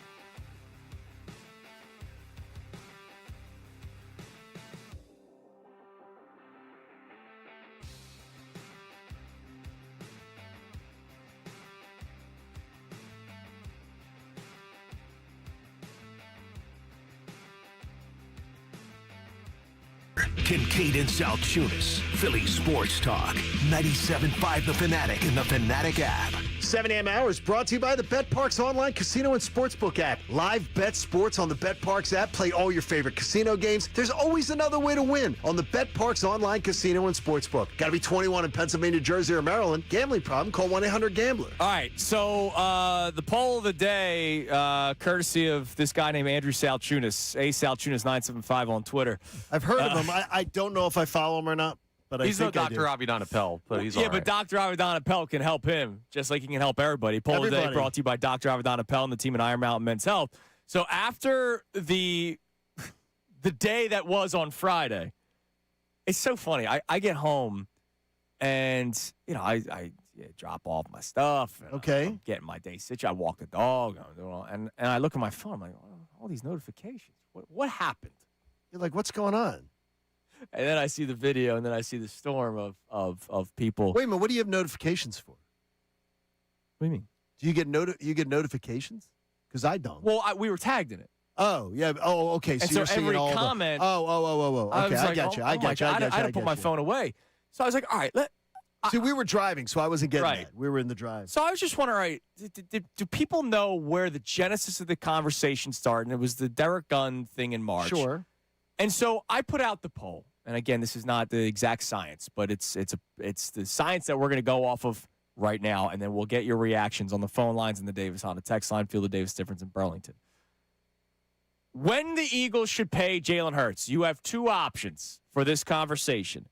Pay him now, save in the long run. Not to speak for my partner, but that's John Kincaid's answer. Option B, play out the year, and he, quote unquote, proves whether or not he gets the new deal, but it would cost more. And I made sure to put in the comments the video. I made sure to put in the comments, hey, he'll be paid when Jaden Daniels, Drake May, Caleb Williams, Lamar Jackson get paid. So the number's going to climb. The number's going to skyrocket. If you pay him now, you're paying him a lot of money, but it would probably end up being less than what those guys are going to get next year. So I made sure everything was out there because John and I, we agreed that we want the wording to be accurate. Yeah, but no, we're trying to not do clickbait. Yeah. And we both agreed. And I think it's good. And I think it was good. And I think it was fair. And it was well done. So why, after I was like almost exiled, did 58% of people agree with me? Because the question doesn't match what people hear you do. The question, do the question. Read the question of the poll. Of the poll? Yeah. The genesis of the discussion was about when the Eagles should pay Jalen Hurts. Two options. Option A, pay him now, save him in the long run. Option B, play out the year, and he proves whether or not he gets the new deal, but it would cost more. And I think that people agree with you. I called you at 2:08. I think people both agree. We were just pulling in, by the way, to the 9/11 memorial. You called us. We were last mile. I was like, all right, I'm sorry to call you when you're on vacation. It was okay. But I want to put this out the way we want to put it out. And you did, and it was very fairly written and everything like that. On that, I think people are very split. And what did it come out final? 58%. It's still running till the end of the show. So it's still running to the end of the show. But 58% say option B, play out the year, then pay him. And again, he will not play on this current contract next year. He won't. But when people hear you talk, they hear you talk that you listed a cavalcade of things that you think are not as big a storyline as Jalen Hurts. Yeah, because my brain just. So the thing is, my people brain react. is quarterback biggest storyline. Well, the thing is, you got to think of it as take that out of it. Joel Embiid's the biggest storyline with the Sixers. Bryce Harper's the biggest storyline with the Phillies. Take sitting in that seat out of it. Oh well, I can't. Because yes, you can. Because you're having a conversation with people who don't sit in that seat. This is my life, damn it. So, no, but take yourself out of that seat and have a conversation like a normal fan. And you're doing exactly. Go Birds! He's now standing up. You're A exactly. L. Exactly. You are the normal fan is listening to you and going, you think all of these things are a bigger storyline, that they aren't as big a storyline as Jalen Hurts? Yes. And they're going, you're out of your freaking mind. Huh? This is a guy who is a proven winner everywhere he's ever been. Hell yeah. A guy who has proven anytime he's been put back against the wall, show me what you can do, has done it. So all the things that are indecisive about this team, the health of the offensive line, an offensive line coach none of us knew anything about. I had to go to Mark Schlereth because Mark Schlereth was the only guy in the NFL that I knew personally that knew anything about him. We had him on the show about it. Humble brag. The wide receivers. There's so many things that we know nothing about that you think aren't as big a deal. And that, to me, again, is certified madness. Madness. Like, that means to me you have more faith in those things being okay than Jalen Hurts. And that's where I go. That's how you're taking it. And that's not what I'm saying. Because I hear your explanation. Because I've already said that I believe he will pass the test. And I do. So do you believe? So that's where I would say then if you do believe that, then you believe those other things should be higher on your list and Jalen should be 5.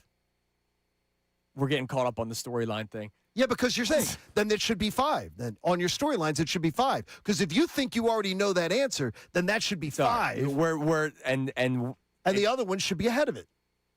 Is that not fair? I think I'm speaking Chinese to you here, and I'm not Confucius. No, is he Chinese or Japanese? No, I just think you're missing out on what I'm saying. I'm not agreeing with what you're saying, and it's okay. And that could be exactly. It's okay. Because if we're talking storylines, we'll talk circles about this all day. No, but I mean, if you already think you know the answer to the storyline, and I think I already know the answer to the storyline, that can't be the number one storyline. It can't be. All right, that's how your brain's working. That's not how my brain works, and we all have different brains. Connor, I hope we do. Before we get to the Davis on a text line, get on the record. Option A, option B. Option B. All right, so you're playing out the year.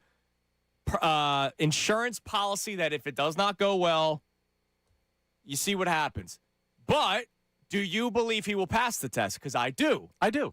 All right. But here's what's happening. I'm walking onto a lot, and I'm looking to buy a Lamborghini. This would never happen in real life. I don't have that type of change. It will happen. That'd also be a dumb investment. You got a cool Mustang. I would agree with you. But I'm walking on, and they're saying, hey, we'll knock $1,000 off of this. You can't test drive it.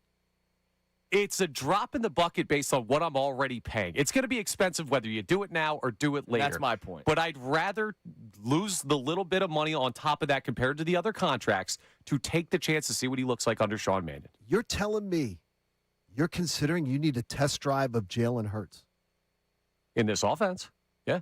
Okay, more than you need to see. So you're saying you need to see that more than you need to see whether the O-line coach knows what the hell he's doing, more than whether these receivers can pick up for the loss of A.J. Brown, more than whether the safety position is not this giant hole. They're not due a $57.5 million contract extension. Yes, exactly what I'm saying. Because that's what it'll probably is that what it'll be? 57.5. This is one of the winningest. This is, again, and I put it out there again yesterday morning because I got up a little earlier than I wanted to.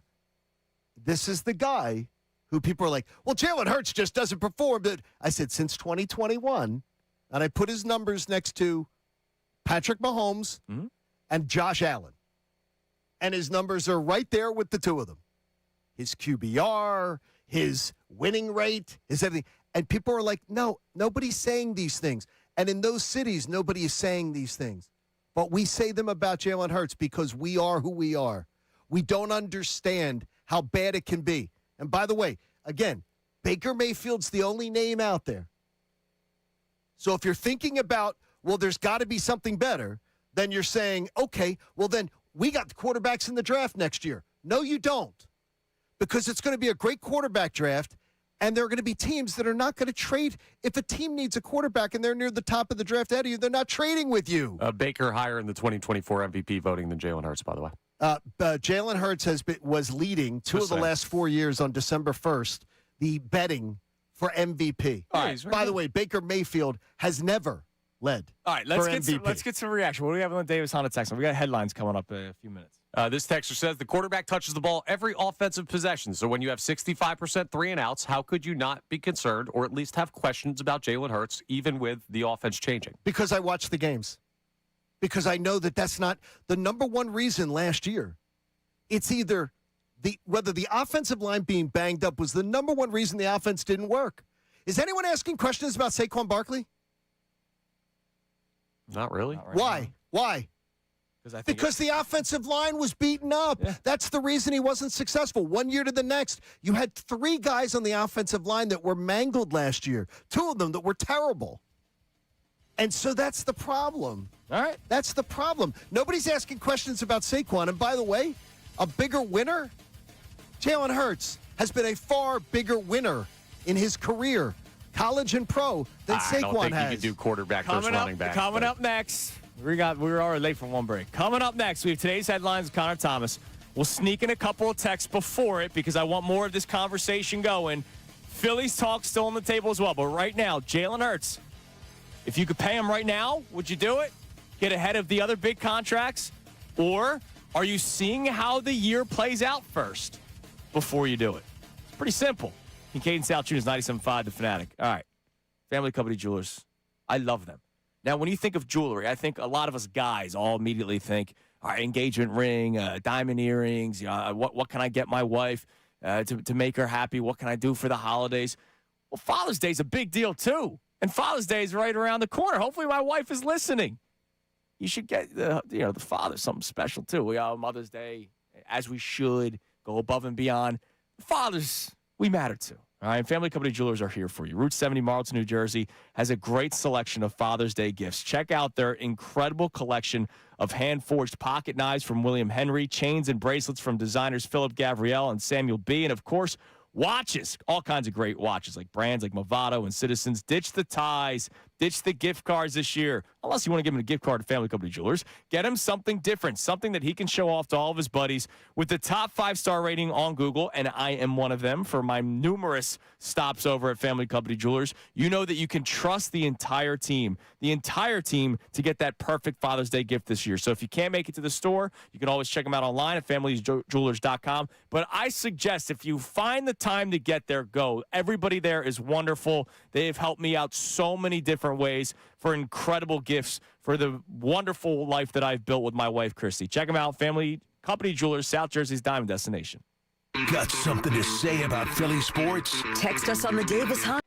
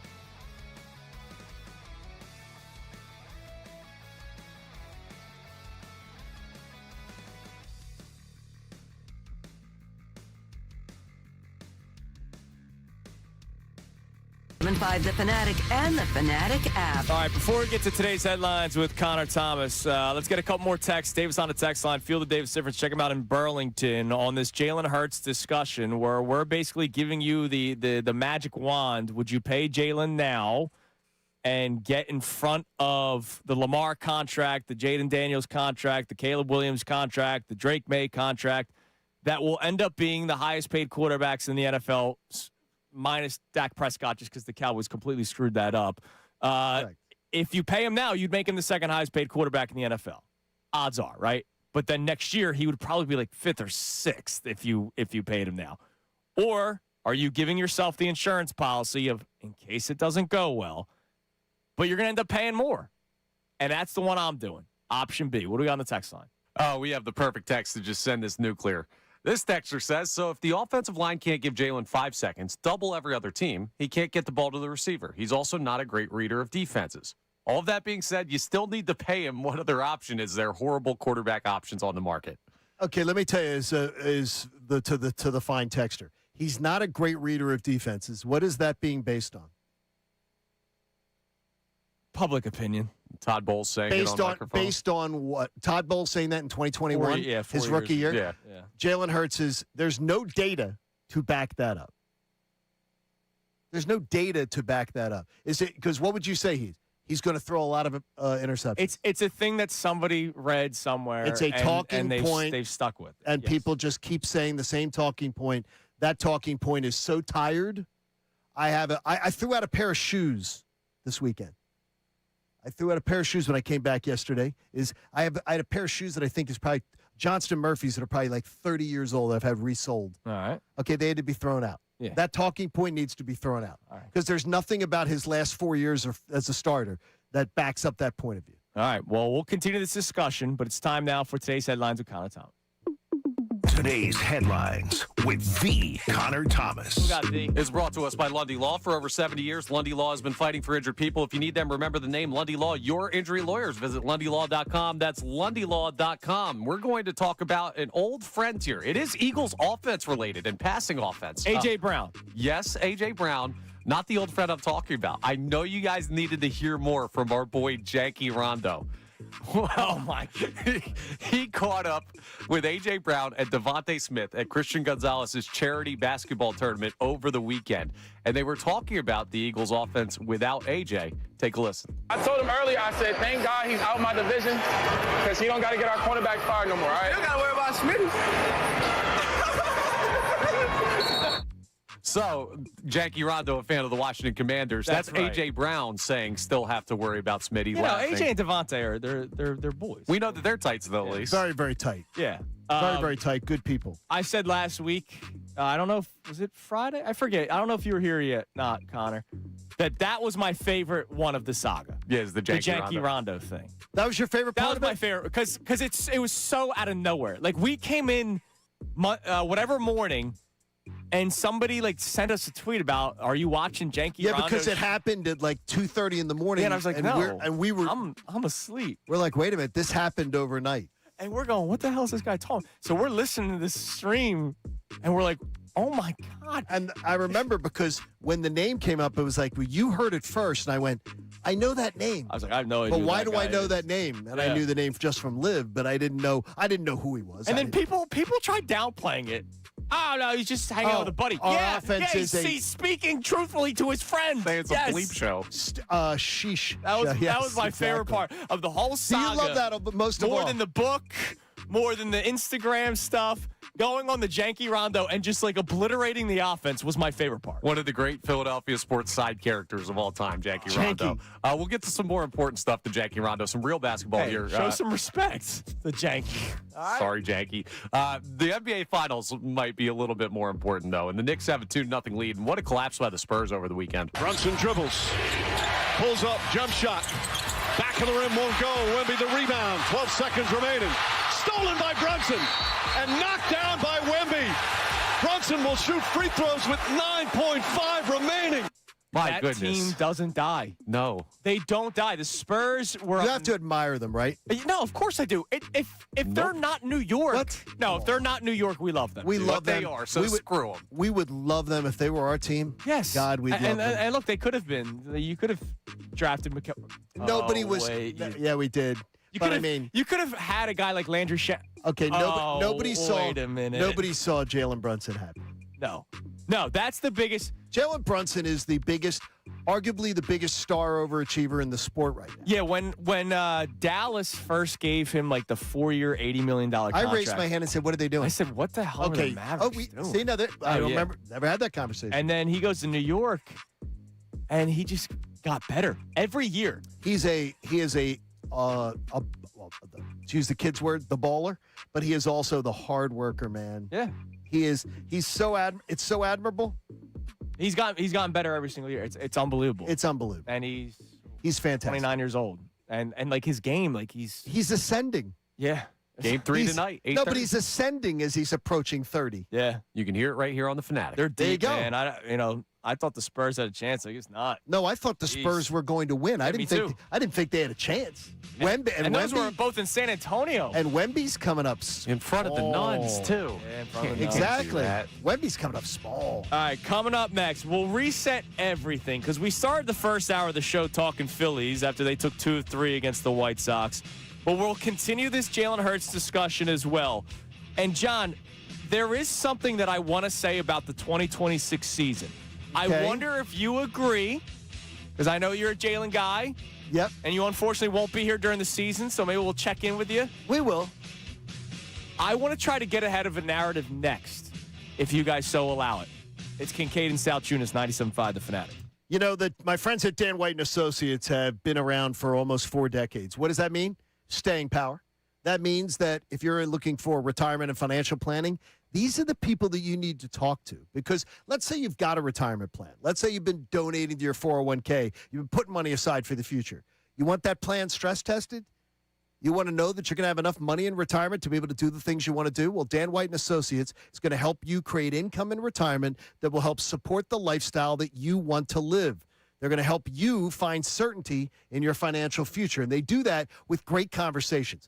The best way to start, though, I think, would be to go to one of their educational seminars. They host them in Pennsylvania, Delaware, and Maryland. You can go to one of their seminars, have a nice meal. Just be a passive listener if you wish, and then you're going to want to schedule your own complimentary, no-risk consultation. It's worth having that first conversation. I promise you. If you have the first conversation, you're going to want to have the second. Dan White & Associates, they're great, great people because they know finances and retirement can be an overwhelming topic. But if you have the first conversation, the second one gets a lot easier. Check out my friends at Dan White & Associates at danwhiteandassociates.com on the web. Now on 97.5 The Fanatic Sports Update. A 5-1 homestand. I'm Connor Thomas, and that's what the Phillies put together this past week. It rounded out with them taking down the White Sox 9-5 yesterday afternoon at the bank for a series victory over Chicago. And it was a strong day for the offense. The 9 runs, 11 hits. They were led by Brandon Marsh, who went 2 for 4 and homered for the 3rd straight game. Every single game of that White Sox series, he went yard. He talked about his hot streak after. He also, it was a great call by NBC Sports Philadelphia and Tom McCarthy. Fly ball left field, hit pretty well. And Tanachi's going back toward the wall. It is gone. Opposite field, home run for Marsh. 8th home run of the year, and the Phillies retake the lead. That dude's got to be an all-star. The Phillies now head north of the border to start a series with the Blue Jays tonight. First pitch is at 7:07 p.m. Speaking of all-stars, Christopher Sanchez will be on the mound for the Phils. Patrick Corbin goes for the Blue Jays. The Sixers will hold the introductory press conference from new president of basketball operations, Mike Yancey, today at 10 a.m. You can hear that live here, and he'll join Middays with Mark after the press conference. They also promoted Jameer Nelson to GM, replacing Elton Brand, who will take on a different role with the organization. Game 3 of the NBA Finals tonight at 8:30 p.m. Knicks up 2-0 on the Spurs. You can hear that here on the Fanatic. Jim Salisbury joins us coming up at 8:30 to talk about the Phils. I'm Connor Thomas for the home of the NBA Finals, 97.5 The Fanatic and the Fanatic app.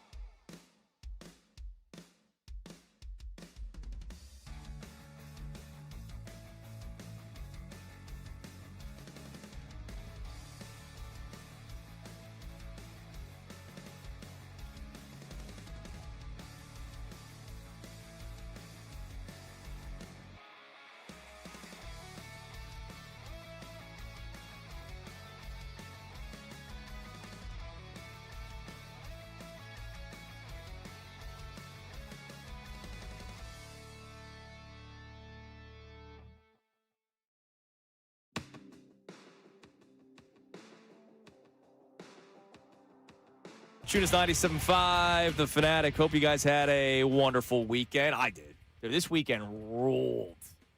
Swim club opened up. Coop's a spoiled freaking kid, man. Got the grandparents down the beach. Got the swim club like 10 minutes down the road. And by the way, now that he's 4, he can just go to the little pool by himself, and I just crack open a beer or two. It's nice. It's really nice. But we're doing swim lessons, which is just freaking. See, that's fun. It's fun, but it's terrifying. What's terrifying about it? I don't want to see him go down. Dude, he's not.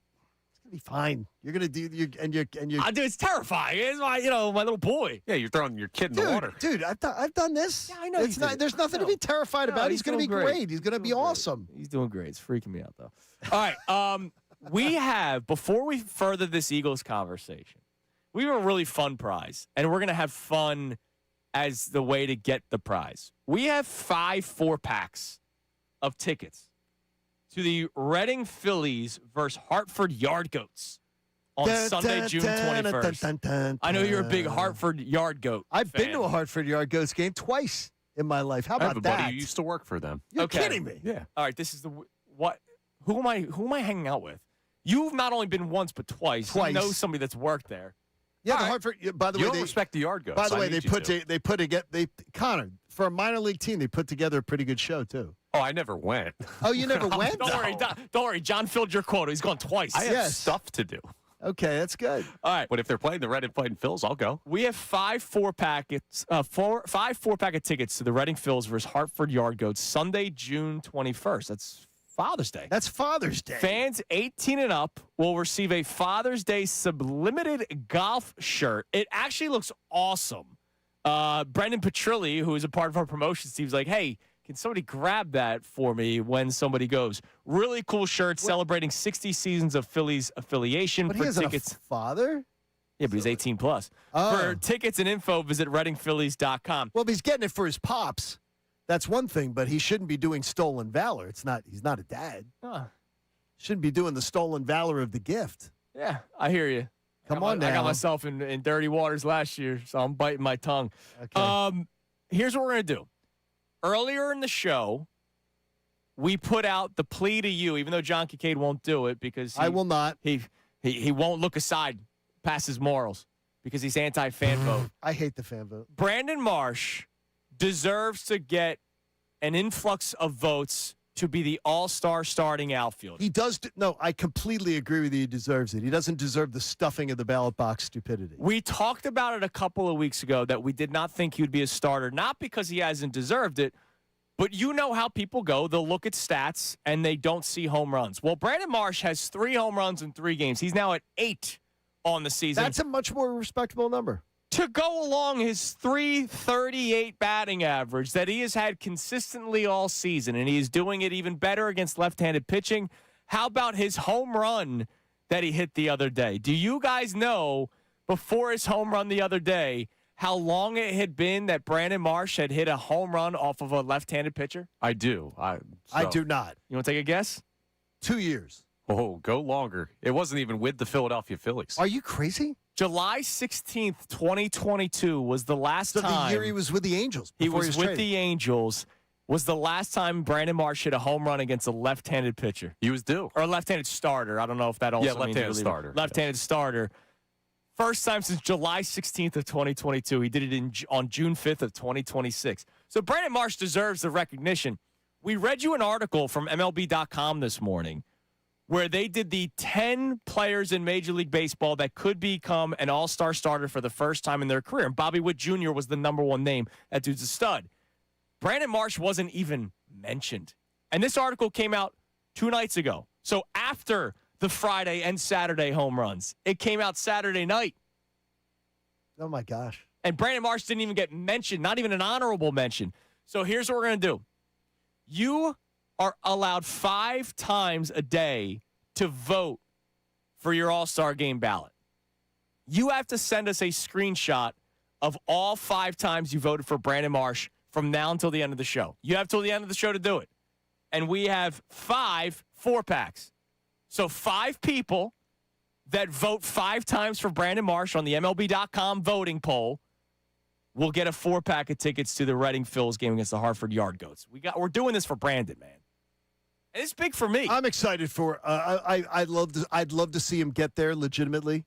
He's going to get there. He's going to be an all-star. He's going to be appointed to the team. Dave Roberts is going to put him on the team. He'll get there. But it'd be nice to see him elected. He's not getting. I don't believe he's getting elected because I think fan votes are stupid. I think they couldn't be more stupid. I don't know when the first poll comes out of how many votes people get. I'm not sure either. Let me take a look. Because June 3rd to the 25th, so we're 5 days in, is the first phase of voting. And then June 29th through the 2nd is when you vote for the starters. Okay. So first you get voted just to the All-Star game, and then they do the fan vote for the starts. It used to be, back like 5 years ago, the old school, just whoever got the most votes, boom, they're the All-Star starter. Right. Now it's like a separate voting system. But we'll find out at some point, maybe in this week, because June 25th is right around the corner. We'll probably find out some point this week. It is. When that first turn of how many votes people are getting. And hopefully Brandon Marsh is getting his recognition. Man. We're going to find out. All right, Eagles, Jalen Hurts discussion that we're having. Would you pay him right now, or are you letting the year play out? You would end up paying more if you let the year play out and he earns the contract, which I still believe, contrary to what a lot of people may believe because of what the video said on Friday, I believe he does it. I'm just giving myself the insurance policy in case he doesn't. Back-to-back years where the passing offense wasn't great. You can give all the factors. But here's one thing. So here's what I need you to do for me, because we really got to do this because we keep bringing this up. All right, in the last year, the passing offense sucking. Then you need to get I'm not saying you're on the fence, but you need to be on the record. Give me the reasons the passing offense sucked last year. Give me your list of reasons and go number one down the line. Why do you think it was? Number one, Patullo. Yep. Number two, they knew that they couldn't run the football. It's not that the pass blocking was bad. Pass blocking was actually pretty good last year. Pass blocking they were better at. But once they couldn't do anything offensively. They were teeing off on, they knew they couldn't run the football. That's okay. You and I. There you go. You and I are in agreement on 1 and 2. Guess what number 3 is? What's number 3? I don't know. What is it? Mine's different. It's Jalen Hurts. Nope. No, mine's health of the offensive line. That goes hand in hand with two. Yeah, to me, no, I don't think it. But I don't think that was. I think there's a difference between the two. I really do think between those two issues. Yeah, but I think the reason the offensive line was unhealthy, which led to the bad run blocking, which then leads to the point that we were making. So I have Hurts at 3. Okay, I mean, I don't. He's the quarterback. He's the guy that's throwing the football. By the way, I have Hurts at 4. Okay. So I'm not going to get into a peeing. I'm not going to get into a peeing contest with you over 3 and 4. But I have it as I don't believe those issues are the same. I believe there was disconnect last year between what they were trying to accomplish, and I believe there was maybe a little bit of a checkout in what the offensive line coach was trying to do. I think he maybe got frustrated, and so did the number 1 wide receiver.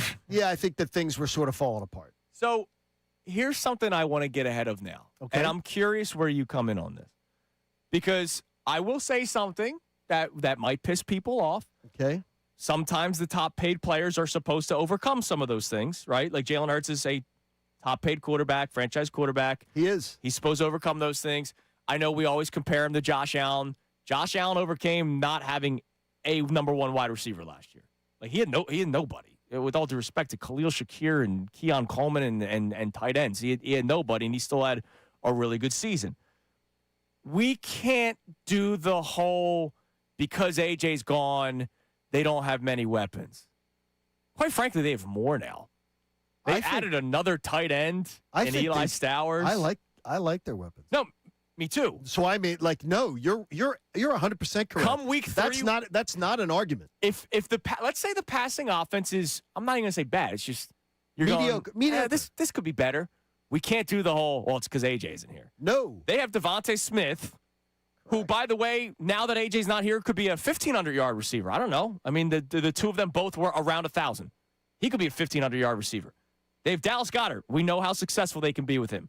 They have 2 of their first 2 draft picks on the team this year, in Mekhi Lemon and Eli Stowers. They added, say what you want about Hollywood Brown, they added a bunch of guys. They still have Saquon. Okay. So we can't do the weapons conversation if it's not looking good. I need that narrative shut down now. It's not valid. Right. Absolutely not. Page with that. It's absolutely not valid. You know it's going to come up, though. No, there's no, that's ridiculous. Right. This team has weapons. This team has better weapons. How about this? Better weapons than the Giants? Overall? Yeah. Overall? Yeah. Better weapons than the Commodes? Yes. Yes. Not the Cowboys. Cowboys. Cowboys are the had only team. Yeah. Cowboys had the best weapons. Yeah. All right. So there it is. We're all in agreement. And that might be why Dak has the stats that he has. Well, and Dak can compile all the stats that he wants. He I doesn't wouldn't win. even guaranteed say that the Cowboys have better weapons. They have the better wide receiver duo. Oh, but they definitely do. You have the better running back, and Turpin's good too. Like they have, their tight ends are good. Like I think the they're Eagles. I mean, but ultimately the Cowboys get the nod in terms of the weapons conversation. yeah, I just don't think it's like I don't want Well, I people didn't to say take that that as like I said better. yes. Yeah, it's not saying worlds that it's better. not saying world's better. Not adding any disclaimers to it. Gotcha. Just want to clarify. All right, so I'm glad that we're all on the same page. Yeah, we are. I mean, everybody agrees there on that one. All right, let's go to Jay in West Philly. What's up, Jay? Good morning. Hi, Jay. What's going on, y'all? What's up, brother? I got points for both of y'all. All right. Sure. Points for both of y'all. First, John, I see you pulling your A.J. Brown there. Why am I? He's leaving. 4 years. He's still under contract. No, I'm under contract. I'm fine. Look, you did your 4 to 5 years. Now you're being selfish because you can't get up. So now you're not being a team player. You're going out. All right. The 4 There you o'clock, go. the 4 a.m. alarm is Kevin Patullo for John Kincade. Yeah, I see you. Look, I like that, dude. I'm telling you, man. Very fun. Hey, look, before you roll, thanks for everything, man. But look, Thank you, man. can you do a couple John X before you roll out? I think we may have to. All Yeah, right, we'll I like see what that. we can do. Yeah, you got to do that with the young whippersnappers. All right. You hear them stuff. All right, buddy. Now, Tunis, Hello. you are man. You know how long we've been talking. I know for years. Now, Coop come up to you and say, Dad, what do prove it mean? What you gonna say to him? I'm gonna say, show me that you can do it. That's what it means, right? Yeah. Prove it. Yeah. So you asking that of a quarterback that took you to 2 Super Bowls, won, beat Patrick Mahomes and played better than him in the biggest of games, which we always ask for. Play big in big games, and he's done that. Every time he had a competent offensive coordinator, he balled out, and it's disrespectful. So let me ask you: And Would you? It sound ungrateful. And I know, and I actually wanted to address that, and I will. Would you pay him right now? Yeah, I would. Okay, I'm waiting a year, and I think I'm going to be paying him, but I'm going to wait a year. Why would you do that? Because what if? What's your alternative? What you think is better out there? But this all right. So this is where I understand what John's saying too about the There's no crop market people out there. Yeah. Here's my what if bad scenario. If it doesn't go necessarily well, you're paying him $57.5 million, and that and if he's great, then you don't care about that stuff. Patrick Mahomes gets paid a lot of money. He does. And nobody worries about cares about their cap situation because he wins.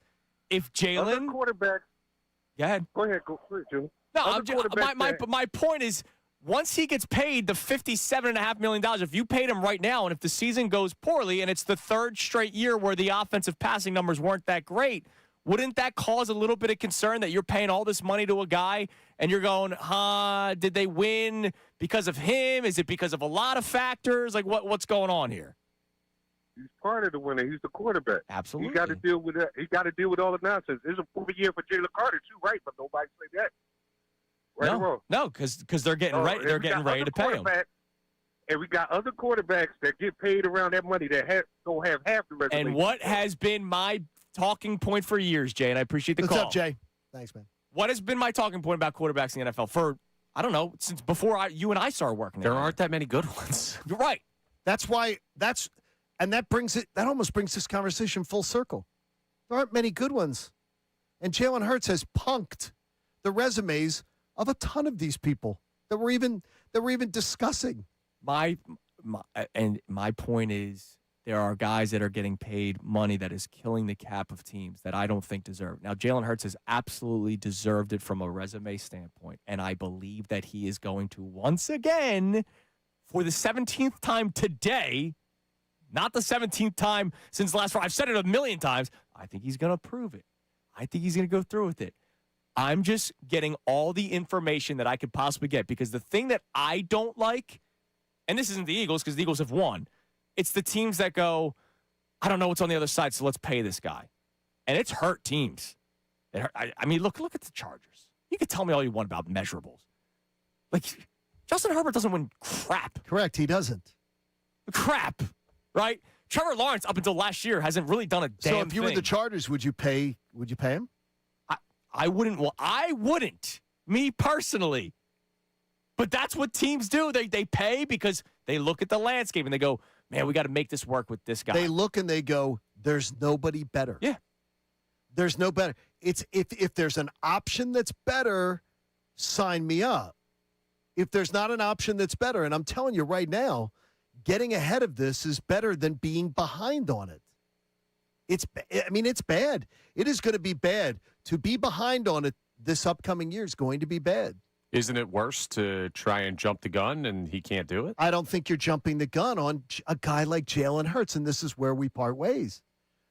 I can't even believe we're having a conversation about Jalen Hurts being a guy who can't get something done at the NFL level. Again, on the biggest stage, twice. Season doesn't start at the Super Bowl. On the biggest stage, he got them to Super Bowls, and he was part of getting them to Super Bowls. And by the way, 2 of 4 years, he was leading MVP of the entire league betting markets on December 1st. This is not a guy who has been some blight on the franchise that has had to be dragged to their success. He's not some guy that, like, they're winning despite him. This is a narrative that is not existing, but it exists here because we live here.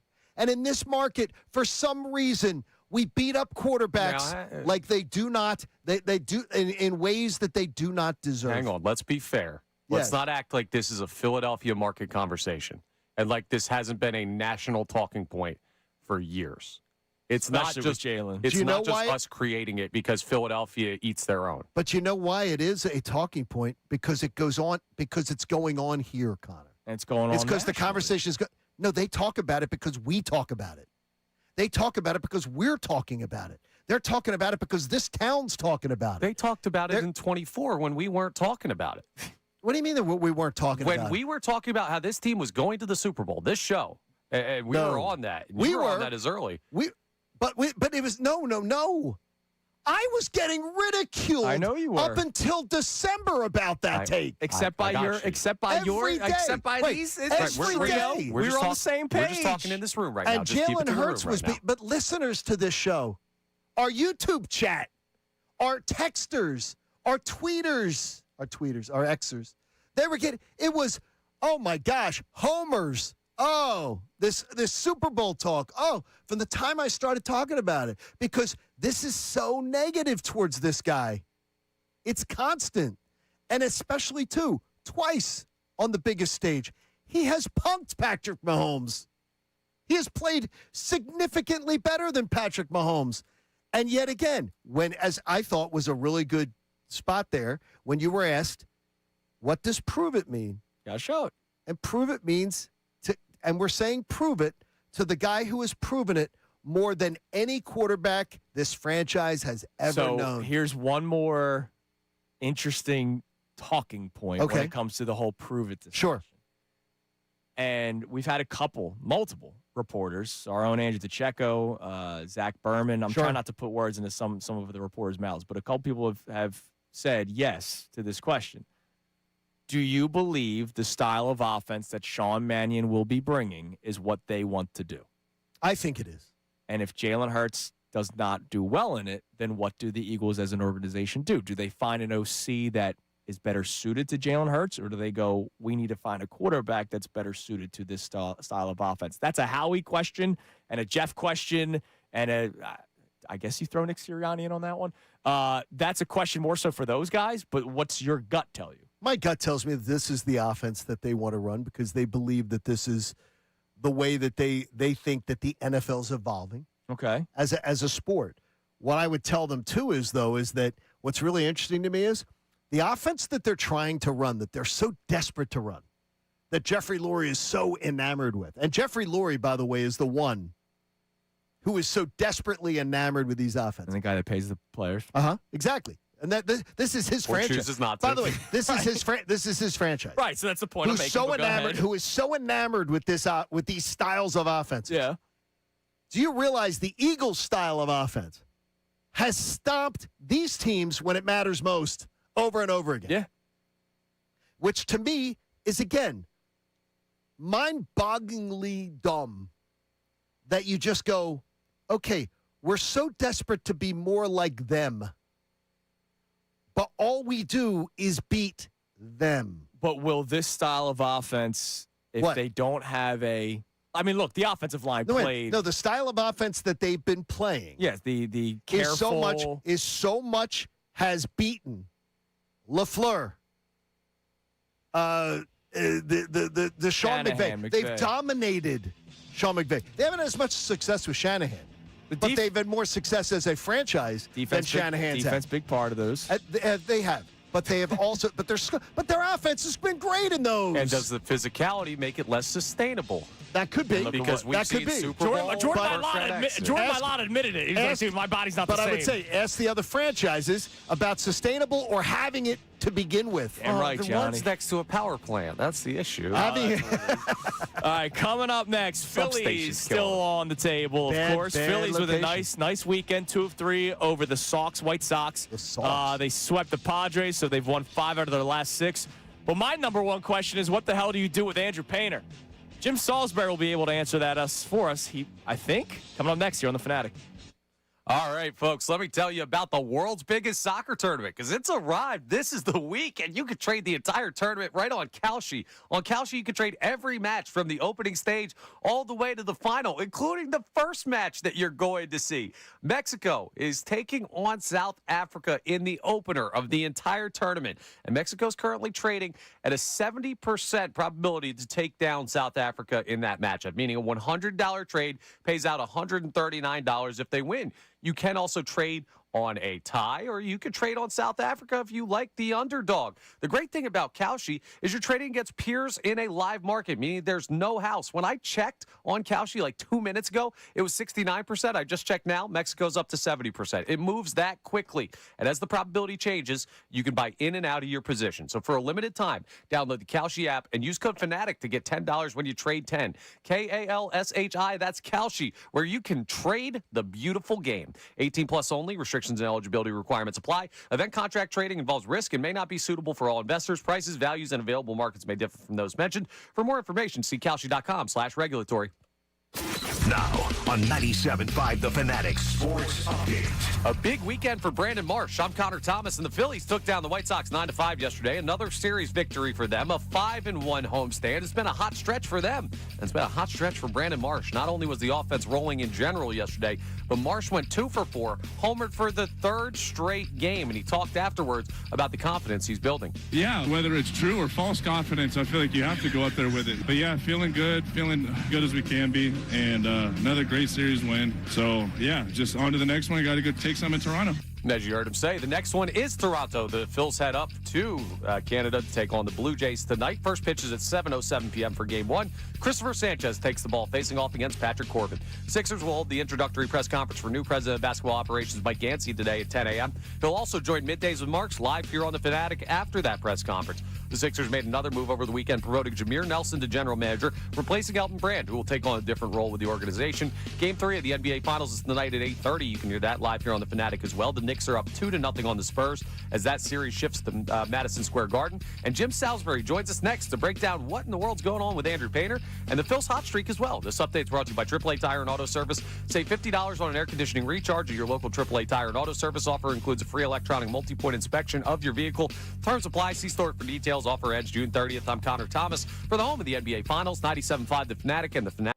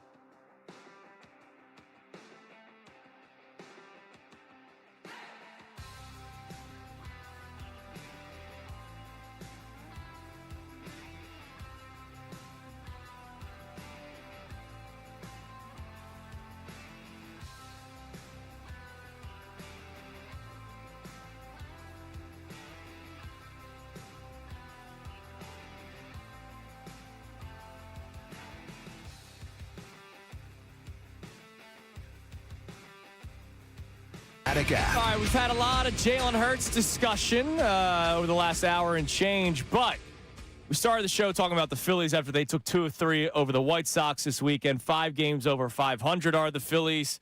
And obviously, our topic regarding that is, are you focusing more on the good or the bad? We'll update you on the Twitter poll from Dr. Avedon Appel and Iron Mountain Men's Health later on this hour. But joining us now, Johnny, we love him, does an amazing job, has been for a long time covering the Phillies for NBC Sports Philadelphia. The great Jim Salisbury joins us. Jim, good morning. How are you?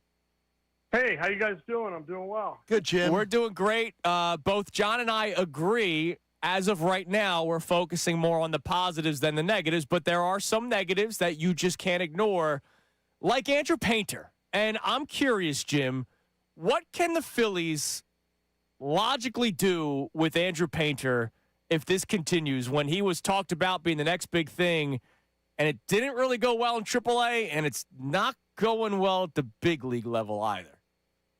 Yeah, good question. I think it's very appropriate the way you frame that question by taking a kind of a wide-angle view and including last year in the sort of the way you look at it, because it's been a while now that he's had trouble. Last year AAA, and again, this year out of the gate 2 months. Now, 2 months doesn't make a big league career. Yep. But when you look at what last year, he had trouble. He was hit hard. He walked almost 4 batters per 9. He gave up almost 10 hits per 9 at AAA, and then he's been very inconsistent here at the big league level. I still think the ingredients are very good. Mm-hmm. And in Brandon Marsh, we have an example that it does take time. But I understand where you're coming from. You want to see more, especially on a team that's a contending team that needs all 4 spots in its rotation to produce, and they're not getting production from that spot. Right now, I just think he needs to improve that fastball command. I mean, there are other issues. You look at, he just doesn't seem to get a lot of extension on that 6'7" frame. Mm-hmm. Doesn't really seem to utilize it much. Like, you got 2 studs at the top. Both are big, long, lanky guys in Wheeler and Sanchez, and they really max out on their extension toward home plate. And all of a sudden now that fastball is just on hitters. He doesn't get that. It's just his mechanics. So I'm sure it's something they're working on mechanically. I would say he is not even close to a finished product. In this day and age, we're very short on patience with young players. But that's just the way the game is. People want to see more, and we need to see more from him. He'll go out there on Friday night, and he needs to throw his fastball for strikes. Everything comes off that. And when I say strikes, I mean good strikes, not just down the middle where guys can tee off, because everybody can hit velocity these days, or they train for velocity. Most guys can hit it. But it's a concern. I don't know what the next step is if he doesn't show improvement, because you're a team that can't afford to have a sinkhole in your rotation. But they just don't have a lot pushing him. They don't have a lot pushing him. The story I go back to is Jamie Moyer was in this rotation at 43 and 44 years old.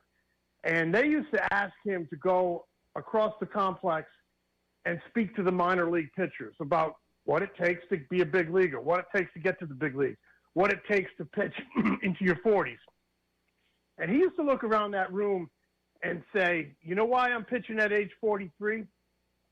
Because none of you guys have come and taken my job. Right. They don't have anybody to take Andrew Painter's job. That's troubling. So you're going to have to live with it for a little longer. And if they do determine he needs to go back to AAA, a place where you're supposed to work on your improvements, I don't know who takes his place. So, and it lends itself to a much even bigger question. Trade deadline. Are you looking pitching? Are you looking hitting? So that's a rambling answer to tell you, yes, it is a concern, and they need to get more out of the guy. But you painted it perfectly, and I want to make it clear. I'm not saying, send him down, he stinks. I'd rather him not all of a sudden become, I don't want to say, mental case in a derogatory way, but like confidence is a big deal. And big deal. And if he's going out there and getting shelled every 5th day, quite frankly, Jim, I don't care who the other option is. I'm not worried about who that fifth option is because I'm not getting it out of Andrew Painter. What my hope is, if he gets sent down, those mechanics that you're talking about, the command that you're talking about, he works on it and then comes back up later this year. You mentioned Brandon Marsh. They sent him down last year. He comes back, and we see what he's become.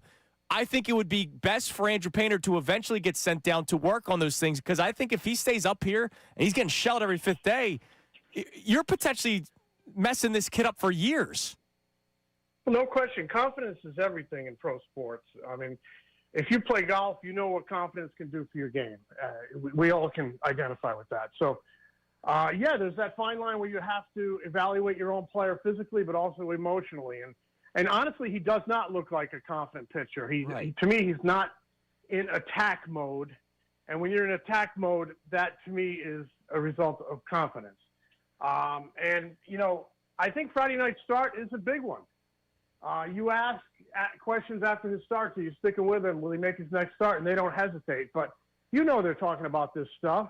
And if he has a difficult time in Milwaukee Friday night, now you have to take into account, you know, where's his confidence? Might he be better off going down there and working on it and then coming back? Because confidence in believing you can do it is so important.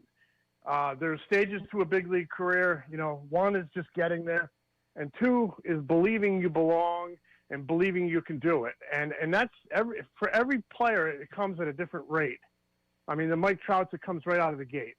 But other guys, it takes a little while to believe it and believe you belong and let that confidence shine. So, yeah, the emotional side of it has to be something they look at and are weighing. And I just go back to Friday night in Milwaukee. You need to see progress, much like 3 weeks ago in Boston. He had come off a couple bad ones. They just needed to see some progress, and they did, and they had a plan. Get him out of there after 5 innings, feeling good about themselves. He ended up racking up a couple good ones in a row. It feels like they're back at that stage a little bit. Jim, knowing how firmly embedded you are, I respect your opinion on this a lot. But it's been bothering me that it seems like people want to say, come on, don't make so much about the managerial change. It's not like Don Mattingly's reinvented the wheel. But the Phillies have the best record in baseball since Mattingly took over. And they were a mess when Rob Thompson was there. So I got to wonder. We know over the years Rob Thompson did some things well.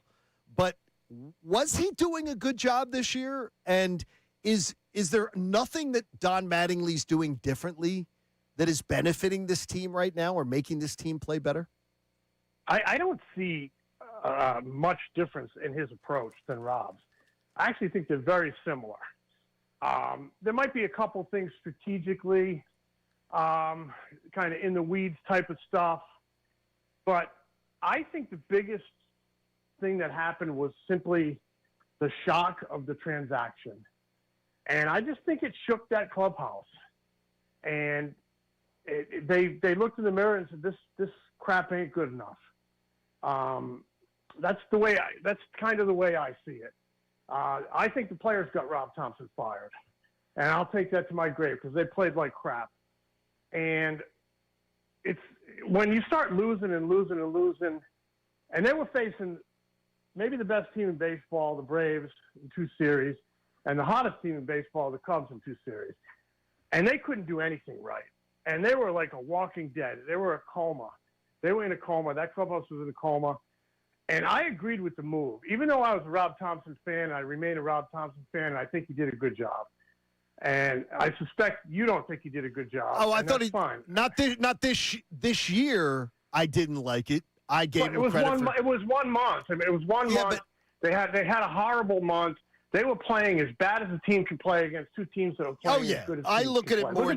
I look at it more, Jim. Though, as far as I look at more the failures of that. I look at, especially last year. I thought his managing in that Dodgers series was horrendous. Horrendous. Yeah, well, there were a couple plays a couple decisions that definitely blew up in his face. I mean, the bunt was they should have taken the bunt off. I mean, you could see that a mile away. Pitching decisions, not going to Ranger in Game 1, where he said that it was an option, and then he doesn't go to him. Like, there were things that, to me, I thought was just they should have changed last offseason. I agree with you on Ranger. To me, you know, you want the ball, any sport, you want the ball in the hands of your best player in any sport, and they didn't put it in his hands until Game 5. But overall, on this, I think he did a good job. He won a couple division titles. Sure. Every manager has moves that blow up in their face. It's up to the player to execute. And if we're going to dig apart on the postseason last year, the bullpen, the last two postseasons, they played 8 games the last two postseasons. They have an ERA over 6 with 6 blown saves. So the bullpen and the defense, there was just a million things. I give him no blame on the Mets series. Andrew and I have talked about that extensively. I would have done nothing differently than Rob Thompson in that Mets series in 24. Like the same pitching decisions, I would have made them. You know. Yeah. But I just think getting back to this season, they were zombies, and they couldn't dig themselves out of this vortex of losing. And at some point, a general manager has to put the paddles on the chest, and that's what the managerial move did. To me, it was more the transactions, than it was the personnel involved. Mattingly and Thompson. So I do think Mattingly's done a good job. I think he's got a cool hand. I think players feed off that. I think they fed off it for a while off of Rob, and I just think they just snapped out of it and started playing like they should be playing because they do have good personnel. I don't know if they have enough of it, but they do have pretty good personnel. Jim, while we have you, crystal ball, is Brandon Marsh an all-star starter? I don't know if he's a starter, but he should be in that game. He'll get a thunderous ovation. He's a very popular player.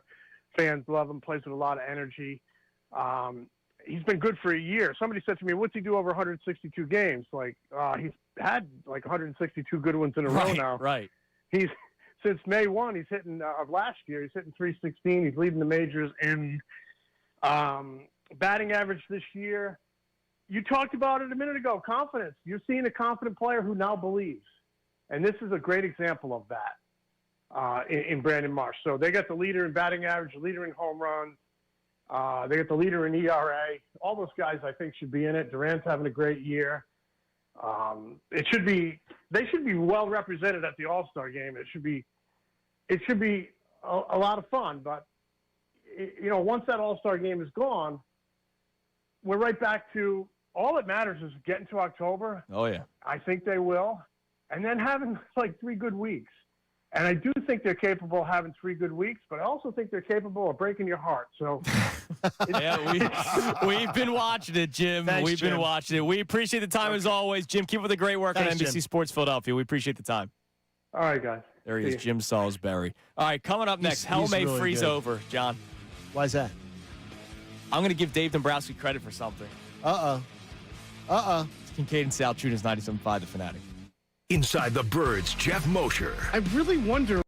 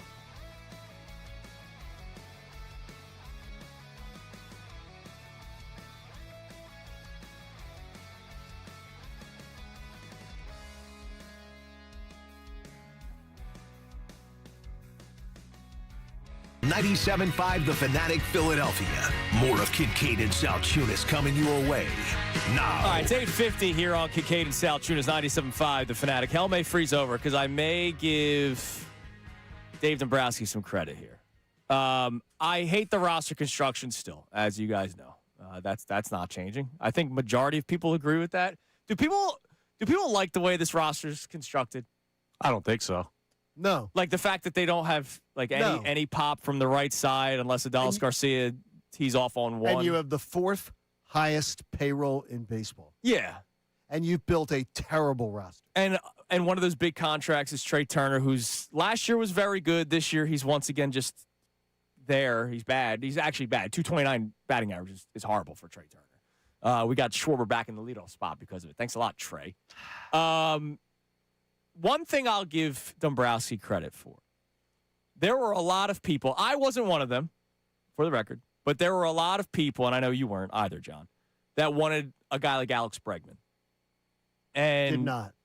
Bregman got paid by Chicago, and he's been a mess. Well, he's been okay, I'll say. 243 average, 5 home runs, 19 RBI. He had a really bad game yesterday against the Giants, went 0 for 5, and is 0 for his last 12, 1 for his last 16, 2 for his last 20, 2 for his last 24. It's really, he's in a really bad stretch right now. Bad. And there were a lot of people that wanted Bregman here. Bichette, he doesn't really give credit for because he wanted him. But I'll give him credit to say, no, that contract's ridiculous. I'm not going that far. And was it a player option or a club option? Player option. I believe so, yeah. Bichette's picking that up. How much money is he getting? Like $60 million a year? Yeah. He'll pick up that option because he's probably not going to get that payday with the way he's playing for the Mets this year. So opt-outs, I kind of hate his belief still, but not signing Bregman. There's a lot of players that people go, get him. And then he must see something with some of these guys. So I'll give him a little bit of teensy-tiny credit for that one. Will you give him credit for that? No, this roster's terribly, disgustingly No, I'm built. saying the Bregman thing. He could have added another old guy. Yeah, it's great. That's woo. Pay the money. Woo. What, he made the right move. He made the right move to not sign him, yeah. You remember? Woo. This is the problem, right? Nobody's saying Dave Dombrowski has done a great job with this. Oh, he's awesome. I'm just giving him a little bit of credit for something. But, like, when he gets stuff right, we do still have to give the guy the credit. And that right might also be not getting someone. Exactly. And there were a lot of people that wanted Bregman. A lot. People here that wanted Bregman. That was a good move to not sign him, John. You won't even give him that credit? No. I'm not going to go because this the man has blown the fourth highest payroll in baseball, has blown it. Yeah, he could have been the third highest payroll by signing Alex Bregman. He didn't. I'll just give him a teensy tiny bit of credit. That's all. Maybe I'm in a good mood today. Well, then why don't you wise up then and say then he didn't get the Bo Bichette deal done? Yeah, do you know who you're talking to? I think Dave Dombrowski has been abysmal. I mean, seriously, so he didn't get that done. So don't compliment on something like that. He was chasing instead. He took his eye off that ball, put all his baskets into Bo Bichette, and then blew that one. Now, I'm not saying Bo Bichette is somebody. It's not even a deal that I wanted because he's a butcher at third. Yes. It's terrible.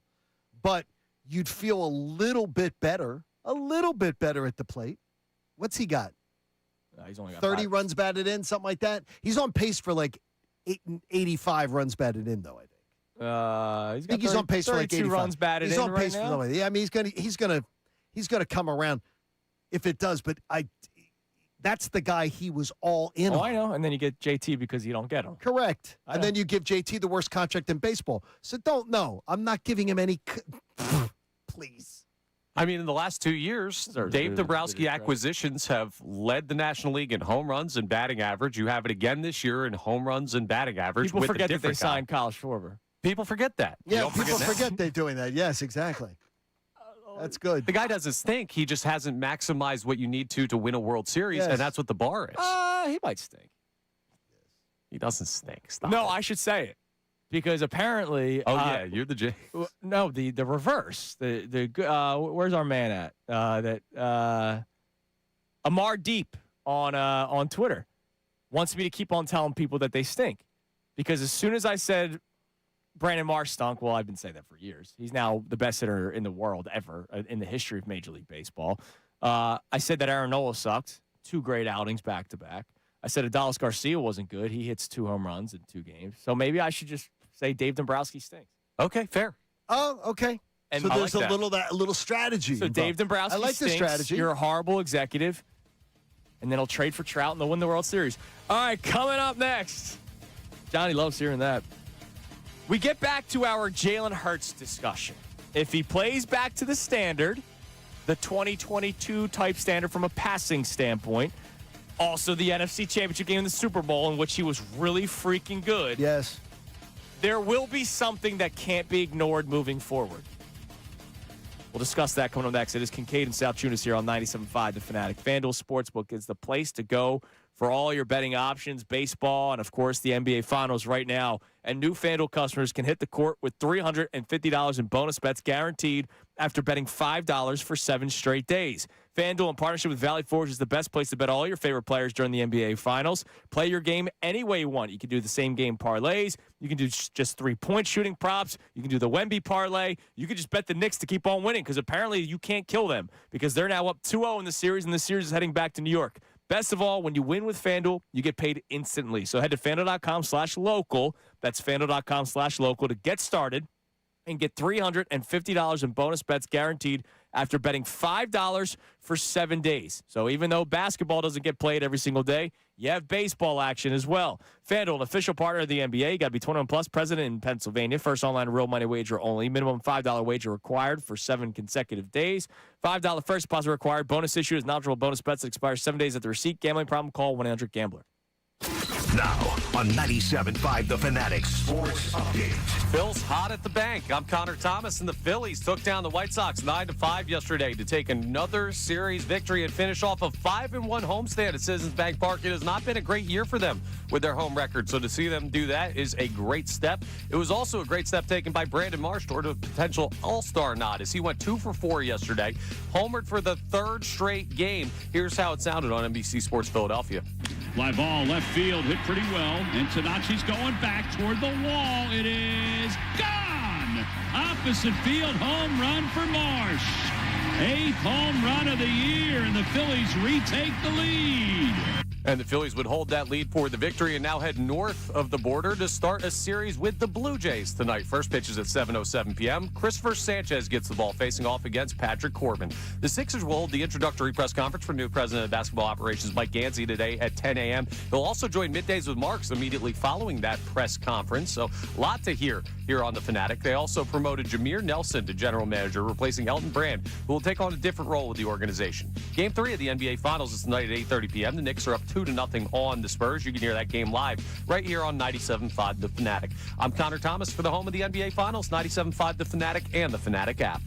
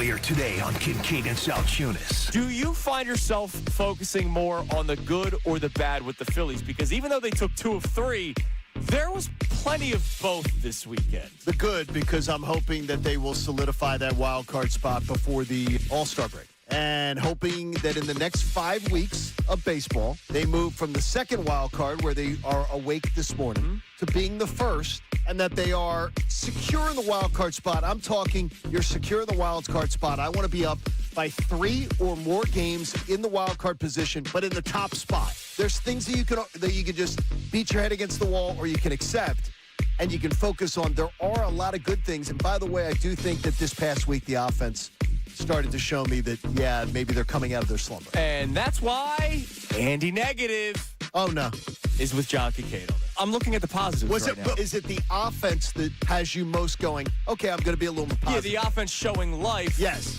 Coupled with 2 aces. Yes. Like Christopher Sanchez and Zach Wheeler, what they are doing, we already know that Christopher Sanchez was pitching at a historic. But what Zach Wheeler's also doing, I was at the start the other day when he had the no-hitter through 5, and I'm watching. I'm looking at the velocity. Boom, 97. I'm like, man, like he really is back.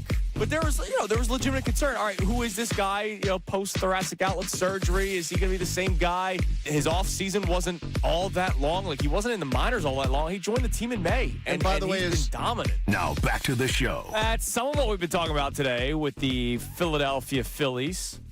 But we're also talking Eagles and the Jalen Hurts discussion that took the world by storm on Friday. And we threw the V word out there today. It went viral.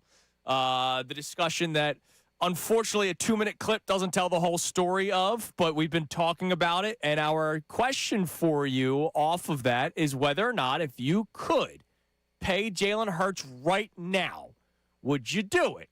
And the reason why we're having that discussion, going back to March, Derek Gunn, we asked him, hey, are the Eagles working on a contract extension with Jalen Hurts? And he's like, no, immediately said no. And he even said, I don't want to say prove it because I believe he has proven it. But clearly this organization wants to see if he can bounce back, be more consistent, because last year was not a consistent season for Jalen Hurts. And they're about to pay him a lot of money. Okay. And again, I want to push back on that narrative because it's a narrative that is being pushed in this market, and I'm going to push it. You can say this organization wants to make him prove it, whatever. I'm going to say to you again, the majority, and by the way, do you consider like a more than 60%, almost like the vast majority? Sure. Okay, the vast majority of quarterbacks in his position do not have contract extensions at this point. Okay. So he's just like the vast majority of them. So this whole talking point of Eagles are making him prove it. Eagles are Tom Brady, Peyton Manning, Josh Allen once of his last ones, Patrick Mahomes once of one of his contracts. We're talking about something like I'm just going back and just looking at contracts with Spotrac. It's like he's not being asked to do something that all the great quarterbacks of this generation, the generation even that he plays in, have been asked. But we're playing it out here like they're putting Jalen Hurts in a prove-it year. These are other quarterbacks who are in the same thing. Well, but you was Tom Brady in a prove-it year? But you have agreed on today that the organization may want the Sean Mannion style of offense. Oh, no, I absolutely agree with it. And if Hurts does not perform well in it, then what? Are you getting a new OC or a new quarterback? That's for the Eagles. I don't think you're getting a new OC because you've just done this. But I don't think it means that they're going to have an itchy trigger finger and pay it off, because I consider anything that Sean Mannion does, there is, and underline this with Sharpie and do it. There is 0.00 chance that this offense is going to be worse this year. I agree. The Titans and the Jets were worse than them statistically last year. There's 0 chance it's going to be worse. So Sean Mannion's going to come in here, and it's going to be, I believe, considerably better. Sure. You said significantly last week. I mean, considerably, significantly, whatever it is. It's going to be, but I say around, I'm looking for it to be, I think they're going to be 12 to 14. If I'm playing the Price is Right range game. I'll take that. I'm waiting with the top 5 I'm watching defense, the range go up. I'm watching the range go up, and if it's in the 12 to 14 range, that's where I think they're going to end up. And that's going to be a huge jump. Sure. And that's exactly where it's going to be. And I'm completely confident that's what it'll be. But if they're 16th and they improve from where they are, I don't believe they're going to be like, okay, Hurts is out of here. But you got to remember your side of the argument. You just listed all these quarterbacks where it's normal for them to not have an extension right now. And you're somebody who said multiple times, I would pay him right now. So you're going against the grain with your side. I am, absolutely. And that's our question. Because I always want, because you know who goes against the grain a lot? Howie. Is Howie, because of the cap management. And I don't understand, Connor. You always say you're bad with math. I'm pretty good with math. Howie Roseman's a freaking wizard. He's one of those, the nerd boys like you two with the place with the wands. Harry Potter, man. Harry Potter. Yeah. Harry. There has to be a spell that Howie Roseman knows how to do. He could go to Hogwarts, or he's just smart. He'd be a Slytherin guy. I know what Hogwarts is. So let's check the Davis Honda text line. There's some random baseball stuff I want to get to in a few minutes here because we're talking Phillies as well. You can text the Davis Honda text line 610-632-0975. If you could, would you pay, you're Howie Roseman, would you pay Jalen Hurts now? And if you pay him now, you would make him, odds are, the second highest paid quarterback in the NFL. But if you pay him now, you get ahead of the next big wave of contracts, which is Drake May, Caleb Williams, Jaden Daniels, Lamar Jackson. It would make him probably the fifth or sixth or seventh highest paid quarterback in 2027. But right now, he'd be the second highest paid quarterback. Or do you wait a year? He will not play on this current contract next year. There will be a contract negotiation. He will not play on it. The guaranteed money drops into the low 20s. That will drop because if you're his team, Jalen himself, his agency, hey, I'm a two-time NFC champion and I won the Super Bowl MVP. I'm not playing on that contract. Like, let's go. Let's get to talking. You're going to end up paying him more money if you wait a year. I'm waiting the year as the insurance policy. That's where I've been at this entire So that means to me, you are willing at the end of this year to say, I'm going to cut him loose, I'm going to go to the draft, or try to find a free agent quarterback. If it goes poorly, what would be the point? Like what would be the point as far as that you're saying? How bad does it have to be for you to say you do that? Devontae Smith plays the A.J. Brown card. What's wrong with the offense? Passing, and it's the third straight year. So it's like you're saying it's a disaster like last year. Yeah. Okay, well then that's never going to happen, so I'm fine with And I don't believe that it will either, John. But fine. This is what people have because you put it as your number one. We're still caught up on that. And because you did it. My number That's one why they're story caught up on. Because right. I don't think anybody would look at it as the number one storyline if they're looking at this team, Andrew. Connor agrees. This team. That's one person right there. There you go. And the two of you are looking at this going, you're saying going into this season, number one storylines for this team. I'm going to tell you right now, if this offensive line sucks again with the health of this offensive line, it's a far bigger story. I would say the number one. No, wait, let me get it out before you start discounting it. If this offensive line is not healthy, this whole thing may be over. The whole house of cards may have to take a 2-year reset. It may be over. It may be like 7-10. You may have to go through a couple 7-10, 8-9 years over. If this offensive line has to be torn apart, where Landon is not able to play, where Cam Jurgens, who is another huge issue, may not be able, where Lane is ready to retire. This isn't going to be a 1-year fix if that if that cataclysmic event happens. And by the way, it could. It could. That is a far bigger question mark, far bigger storyline for this team, and whether the guy who's coaching them is up to the challenge. I don't know that he is because I don't think he did that good a job in Minnesota. I can't tell you that I can speak for the talent that he had in Minnesota, so I'm not. I'm not going to say that he had a ton of talent in Minnesota to work with, but. So here's the thing. You can say that that's your number one storyline. I'm looking at it from. I'm not looking at it from first take. I'm not looking at it from first take or anything like that. I'm looking at it from the honesty of if you're looking at the Philadelphia Eagles. The top 10 paid players in the NFL are all quarterbacks. Okay. The top 15 paid quarterbacks, there's or top 15 players, there's 2 non-quarterbacks in the top 15.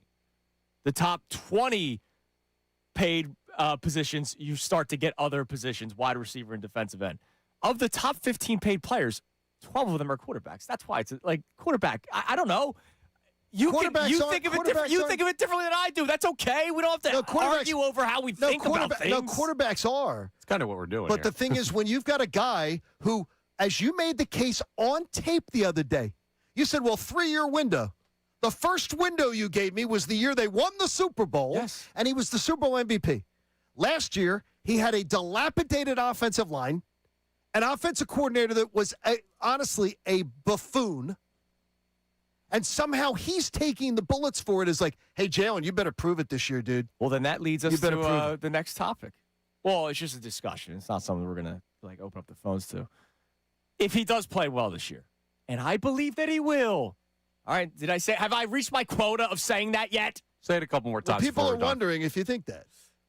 If he plays well, this answers a question for the Eagles moving forward during this carousel of offensive coordinators. It's got to be a guy that's done it before.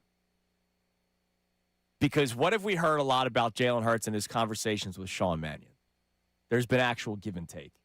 Correct. He was not able to do that with Kevin Patullo. No, because Kevin Patullo wasn't equipped. 2024, it was a guy that did it in Kellen Moore.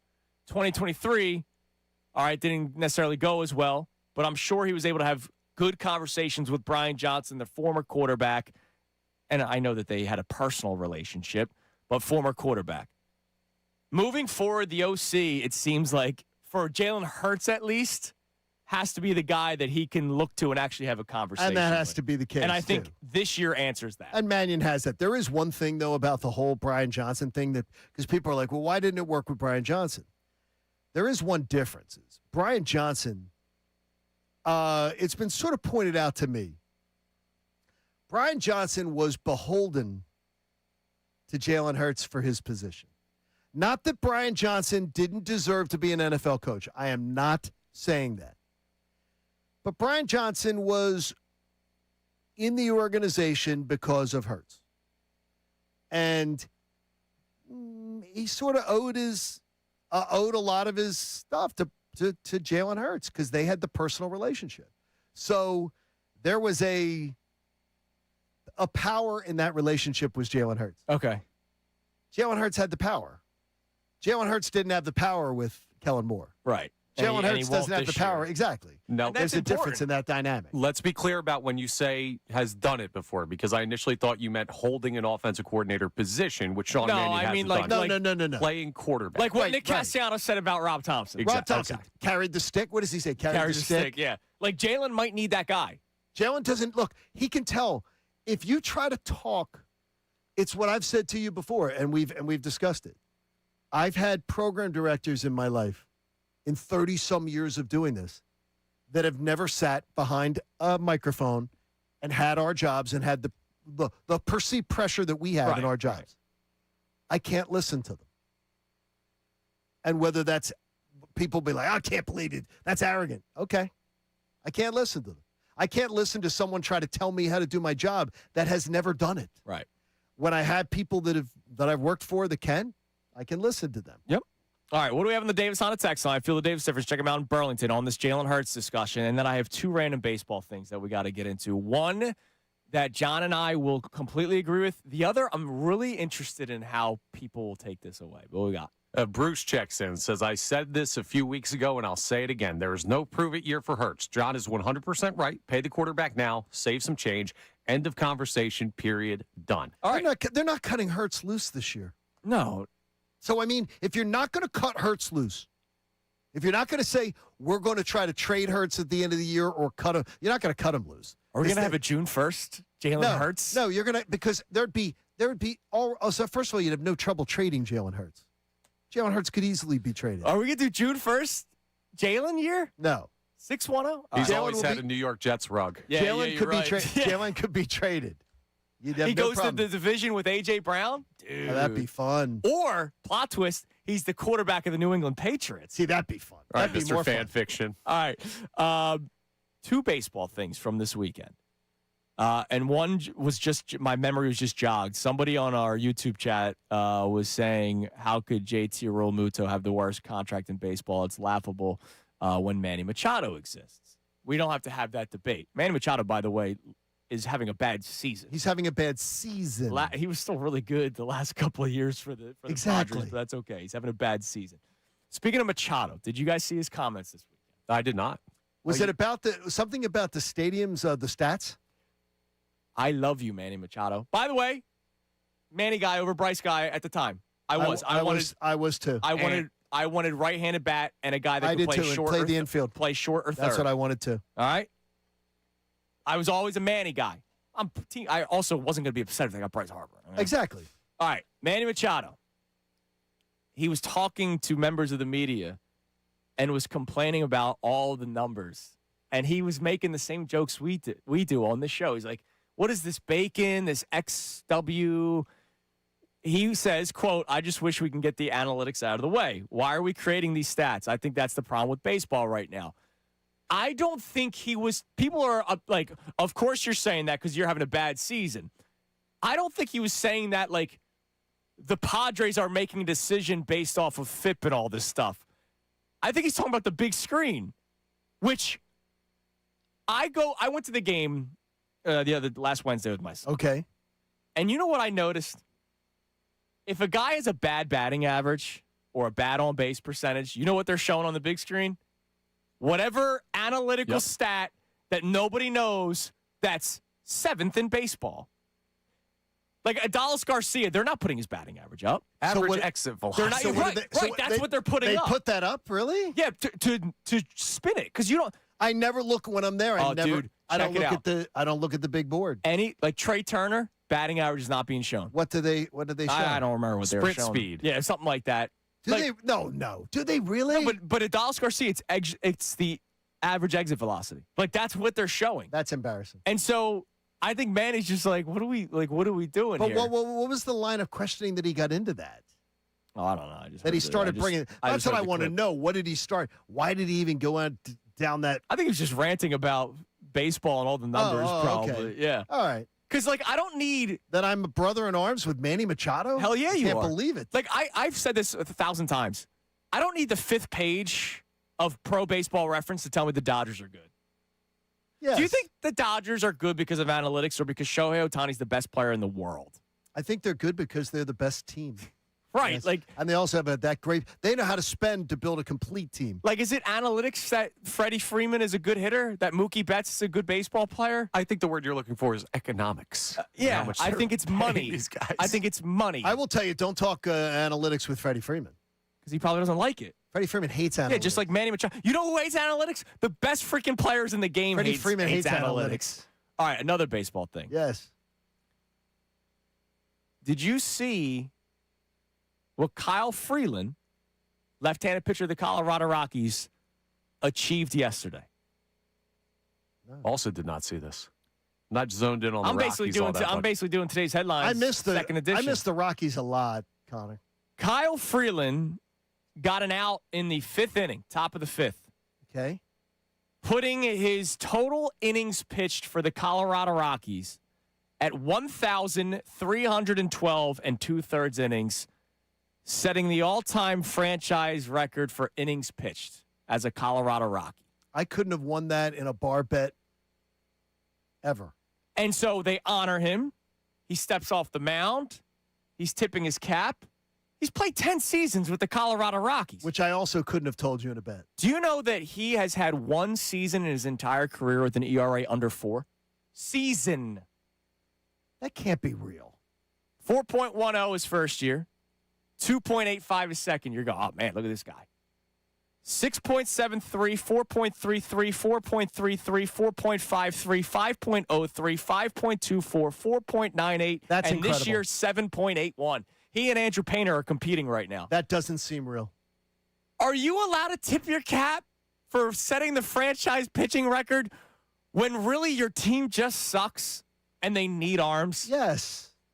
Yes. That's where the bar is in Colorado, man. That's where it is in Colorado. By That's the why way, Bud Black had a job for 40 years. He's not a good pitcher. He's not good. I don't know. How do you honor that?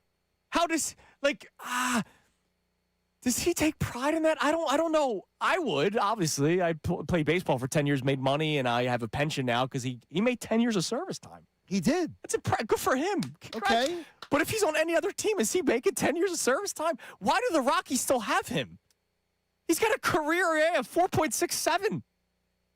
He's still pitching in the major leagues. I mean, he's poorly. He went 5-17 last year. He'd be pitching in the major leagues with pitching.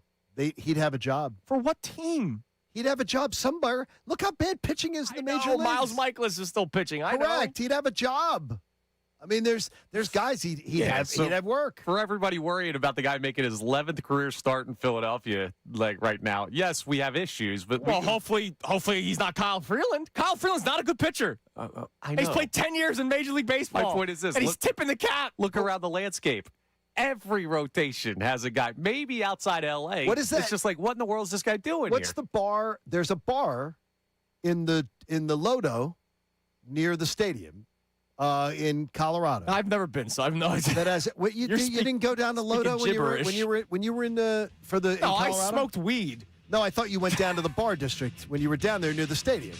No, I went to the bar. Eagles-Broncos There's a bar game. that has a thing. It's a that tells you year after year what has to be built in for pitchers' ERAs for pitching in Colorado. Okay. And I believe it was you have to build in like .72 or something. Okay.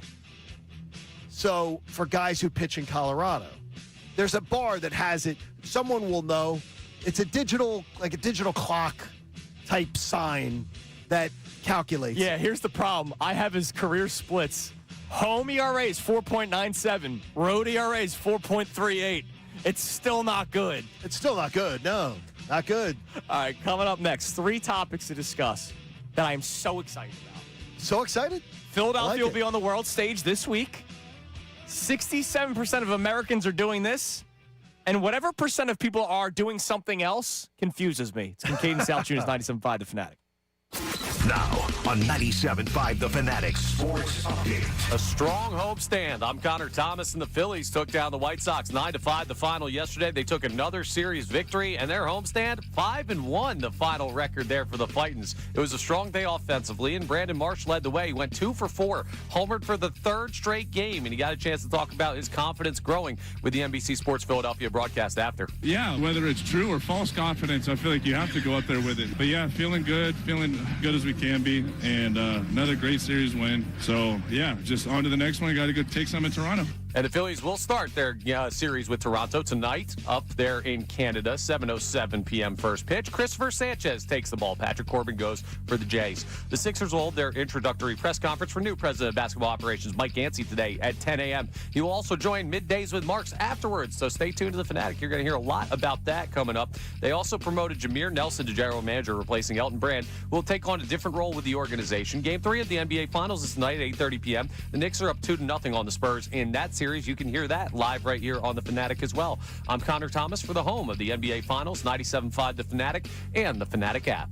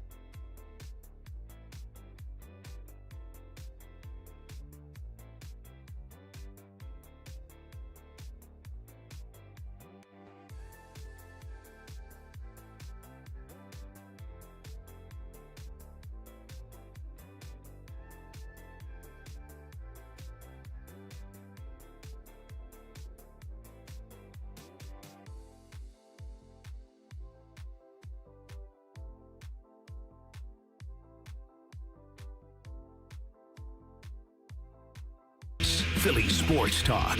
97.5 The Fanatic and the Fanatic app. The final hour of Kincade and Salciunas is presented to you by The Bagster. It's a dumpster in a bag. You can get yours today at Home Depot and Lowe's. You need details? Go to Bagster.com. Do you go? What? I didn't say anything. I just went Yeah, just spoke over it a little bit. No, I just said Yeah, just a little I don't think that's drawing my lot of drop worthy. Saying. All right. I just want to explain what's going on. So coming up at 10 o'clock, Mike Gansey is the new president of basketball operations for your team, your town, your Philadelphia 76ers. And he has his introductory press conference right at 10 today. So we're going to be breaking a little bit earlier today. So normally we break at 9:42, and then we break at 9:54 and change. We're going to get out a little bit earlier because we want our Middays with Mark's friends, Johnny Marks, Sean Brace, Ray Dunn, to be able to, start the show a few minutes and not just be like, all right, Middays with Mark's is coming your way at some point. Because who knows how long the press conference is. It could be 15 minutes, could be 40. I don't know who's all going to be speaking today. Jameer Nelson got the promotion. He might be speaking today as well. I don't know. But Middays with Marks coming your way. They will be on in the 10 o'clock hour, but they're going to start around 9:55 just to be able to warm up a little bit and get you set for the press conference. So we have a lot of things that we're going to get to before we get out of here. We are going to announce our winners soon of the 5 4-packs of tickets because we have a great game coming up on Father's Day. The Reading Phillies versus the Hartford Yard Goats. John Kincade has been to 2 Yard Goats games. Dun, dun, dun, unbelievable. Fans 18 plus will receive a Father's Day sublimated golf shirt celebrating 60 seasons of Phillies affiliation. For tickets and info, visit readingphillies.com. We asked people to vote for Brandon Marsh all 5 times, because you're allowed to vote 5 times a day, to be an all-star starter because he deserves that recognition now. And we have the screenshots, and we will announce the 5 winners soon, Johnny. But a couple other things. So the World Cup starts this week. I was seeing the signs everywhere, man. 295 everywhere this weekend about be prepared for traffic. Oh yes. Right, World Cup. Oh, boy, here we go. Around the city is going to be nuts. Where was that, on the Schuylkill? I saw it on 295 going away from Philly, but it's just everywhere. They're just alerting people. The city's going to be busy coming up soon. There's actually a lot of cool things going on. Visit Philly has a drink passport that you can download, and it's different bars all around the city that are doing special drinks for the World Cup. The Reading Terminal Market is creating an outdoor section. Oh, that's fantastic. I think it opens up today. I read it this weekend. Oh, that's fantastic. Where they're going to have an outdoor bar, like a beer garden, all this kind of stuff. So the city's really trying to step up, as they should, when you have big events like this, because you want people to keep on coming back. So it's going to be really cool. How much does it mean to you guys that the World Cup's here? It's huge. A lot. I think it's cool. I think it's fantastic, and I will really look forward to it. Connor, you're going to be in and around the city. What's your life going to be like? I'm hoping it's good. I'm a little bit worried, and I know they've done a great job preparing for all this. All the events, awesome. Very cool. I'm intrigued to see what the day-to-day uptick in people in the city is. Match days, especially down by the sports complex, are going to be nuts, and that'll be really fun. But I'm interested. Some people are traveling. There are people that are not from the United States that are going to be coming to Philadelphia for these games. I wonder how long they stay. Is it during the entirety of the World Cup, the city will be busy with these fans? Well, I think it's going to be I know this. I saw the other day that they told locals that Open Table says you're out of luck for a lot of the top restaurants. You're out of luck the entire – there's a 3-week period where you're out of luck in the city already, though, where people have already booked up because of all of them. So yeah, it's going to be so much fun. I love a party. I am also, though, when I'm ready to leave a party, I'm ready to leave a party. Yeah. So it is going to be hectic, too. So there's the games at the Link are the first ones this Sunday, June 14th. You have games June 14th, 19th, 22nd, 25th, 27th. It doesn't look like there's only one team that's playing twice inside the Link. Ivory Coast. Thank you, Ivory Coast. That's the only country that's playing twice. So maybe there's a big Ivory Coast group. They play 11 days in between, though. So that's a lot of money, man. Not only the ticket prices, but they're living not, here. Remember, if you're an Ivory Coast fan, you're coming for the whole time. Right. You're not going to. You're not going flying back. Yeah, no, you're staying. You're coming. That's and you're a hop, staying, skip, and a jump. And you're staying. Yeah. So you gotta enjoy it. I'm It's sure great. there's some just World Cup fans that don't care about the countries, like just big soccer fans that are gonna maybe they're from Brazil, but they're gonna watch the France versus Iraq game, which is 3 days later, right? Like that might happen. But it's really cool. I'm excited that it's gonna be happening in Philadelphia. I know it's gonna be busy and it's gonna be hectic. Everybody just be cool. Like that's my one message. Like traffic's gonna suck. Walking around the city is gonna be a lot because there's gonna be a lot of people. You mentioned the restaurants. Your favorite bar might be crammed. And take garage, we're gonna have a problem. How about this? Just be welcoming. Be a great host. And the one thing is I always found out too. You got my wife who never had lived in Philly, and she will say it to people like in other parts of the country that go to her. How'd you find Philly? She goes, I found the people here more welcoming than in other parts of the country that she'd been part of. Dude, the she came the to this NFL draft. She said welcoming as hell. The Philly people. As long as you're not a Cowboys, Celtics, Knicks fan. But just be the welcoming people that we are, that we just like welcome people in, because you know what? Money's green. Yeah. And it's great for the economy. It's great for people. And make sure everybody has a good time. That's the big thing. It's great for the businesses that are all around here. So just we love people in this city. We just don't love certain sports fans. But Connor, it's so true is that, like they will tell you, is there's people always think like Southern hospitality and everything like that. Southerners are much more guarded. Yeah. Philly people are not. Like Philly are like usually like, you want to have a beer? Let's go. Who are you? And who are you? Okay, Yeah. now they're going to give you the interrogation. Sure. But they're going to be like, who are you? Yeah, okay, where are you from? Oh, really? Yeah, you got a weird accent. Where are you from? I love people. I think the conversations are cool. People are chill. Dude, I love meeting people from different areas. Like it's. Well, you and I both have that thing. We both love airports. Yeah, airports are great. You love airports for different reasons. You love the airport beer. Yeah, I have like 6 of them, and then and then I talk to the guy next to me that's flying to a totally different part of the country, and I find it fascinating. And you find out about his, where he's from, what he's doing. All right, you guys could pick which one we talk about first. Okay. It's like spin the wheel thing. Yeah, but it's only 2 things. Okay. 67% of Americans are doing this, or there is a group of people doing this, and I don't understand why. Which one do you want to do first? That's the one I want to know. I want that one. Connor, does that sound good to you? I already know what that one is. What? Is it good? Does this have to do with the wedding? No. Okay, good. Oh, okay, well, then the hold yours. Threw me off. Hold yours and do it. All right. Do it. Hold yours and do it. Do you know that you can bid on a chair right now? Bid on a chair? Yep. What are you talking about? You can bid on the Game 3 courtside chair of the Eastern Conference Finals, where the Knicks were in Cleveland, and Taylor Swift's rump sat in it. This is what I bet. I just worded it weird with the wedding thing. Oh, okay. You can bid on it. And it opened up yesterday, John. It's already up to $6,000. Okay, that's just creepy as hell. And once the Swifties catch word of this, it'll skyrocket. Okay. Right? Like, oh my God, I can buy the chair that Taylor Swift sat on. It's at $6,000 right now. I think they're going to have this running for 2 weeks. This thing skyrocketed just yesterday. We know somebody who is, let's just say, going to be working the Taylor wedding. Oh, that's big. Not working for her, but works that building.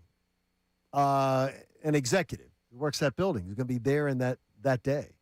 And I'm like, you're going to be working the Taylor Swift wedding. You know, the wedding where they want to keep everything very low-key. And Yeah, sure.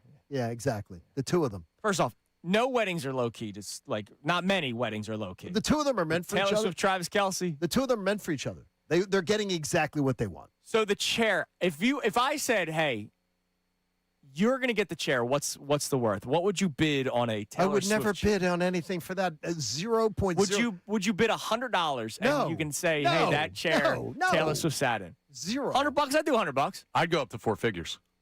All right. Why? To be able to sell it to somebody else? Not even sell it. Hey, girl, you want to come see the Taylor Swift chair? Oh, you're smart, Really? man. You want to come see the Taylor Swift chair? Well, Yeah. in a matter of hours, That's what I have in my place. In a matter of hours, it went from $100 to 4 figures. It is now up to $6,000. By the way, how did someone get it, and how do you authenticate it? The Cleveland Cavaliers are bidding it. Oh, okay. They're genius. They'll make money. They'll say that part of the proceeds are going to something. Are part of the proceeds or all the proceeds? If they're not giving all the money to charity, they're dirtbags. Well, it is their chair. They got to cover the overhead at the chair. Okay. Wow. Those things are a good $20 to $40 each.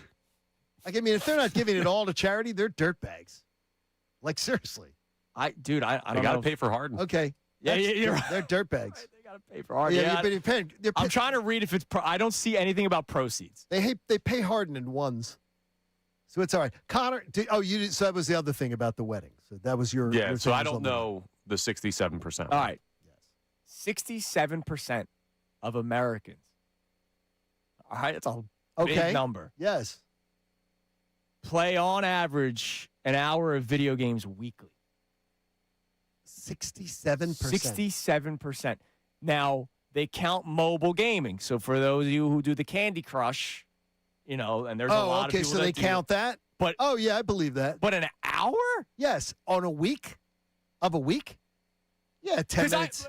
Look, I can kill 3 hours playing Warzone. When Coop goes to bed, and it was one of those Friday nights, Saturday night. I was at the swim club with him for 5 hours. That dude was out by 7:30. All right, so I was online like 7:45. I was able to play like 2.5 hours, no problem. But I play video games. You don't. No.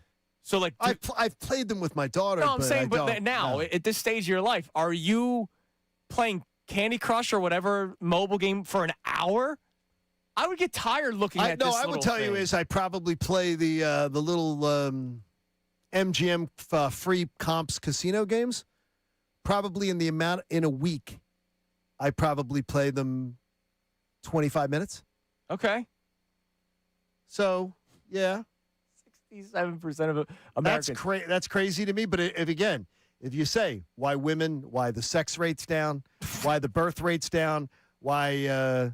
Yeah, but if you buy Taylor Swift's chair, this is why it works is. out perfectly. This is why, So there are over 212 million Americans that play video games every single week, compared to, it's up 3% compared to last year, up 7.2 million people. I saw where Michael Strahan did a thing. There's a afternoon version of, before General Hospital, there's an afternoon version of the Good Morning America, and where guys your age group, more guys your age group, say they go to the gym regularly, like say they play video games regularly, like 4 times as much as they go to the gym. Yeah, video games are cool. Yes, they're cooler than the gym sucks. Lifting up weights. It's like, but here's where Johnny's going to be even more shocked. So the average age, by the way, is 37 years old of guys that are people. Okay. People. Wow. Do you know that of the 212 million Americans, 53% are men and 47% are women? My daughter would consider herself a gamer. Yeah, but you're saying that those guys don't have sex anymore because of video games. There's 47% of the 212 million are women. But it's how much of that's just crazy town. It's just crazy town. And it just shows. But the thing is, though, too many kids, and you'll see it, were raised with mom and dad doing this. Here, kids, occupy yourselves. Well, and then they grow up, and that's why their heads are in phones all the time. 75% of American parents are pro because of the puzzle games and the education. Guess it's what? very good for mental development. That's what they're telling. It's also very good to say, shut up, the kid. experts will tell you the screen time is not good for kids' brains. You know, you could buy a puzzle that's not on a video game. Screen time is not good for kids' brains at all. There is no. I saw it this morning on the elevator. 67%. That's nuts, man. But hey, I'm part of it. I know you're part of it. Oh, big time. Hell yeah, man. All right, what do we have on the Davis Honda text line? Feel the Davis difference. Check them out in Burlington. I'm glad that we were able to have this Jalen Hurts conversation more. It's been very good. It was in good. full today.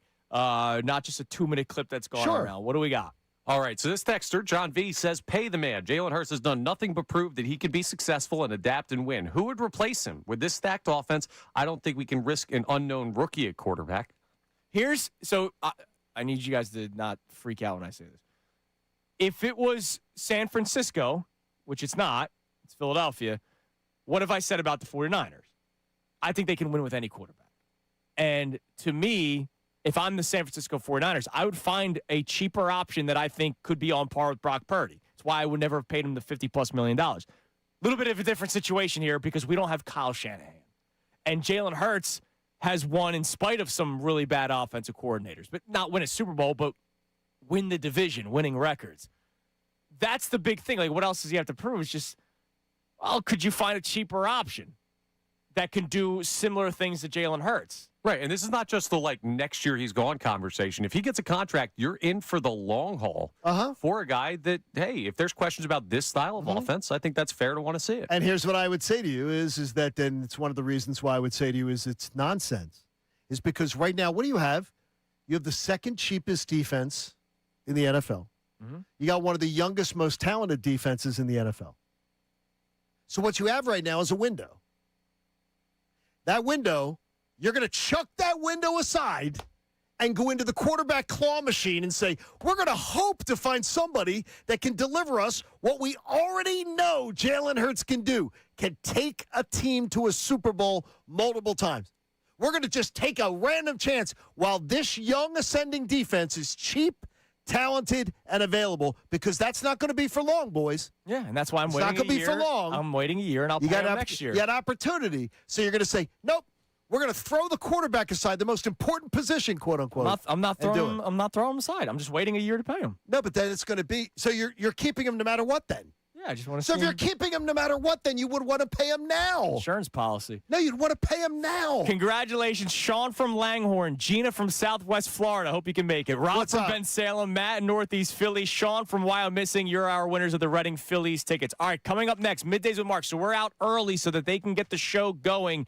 The new president of basketball operations, Mike Gansey, has his press conference at 10. He will join the show afterward, around 11. Is that correct? Depending on how long the press conference goes. So he will then join John and Sean after that. So make sure you're listening. New president of basketball operations comes your way next year on The Fanatic.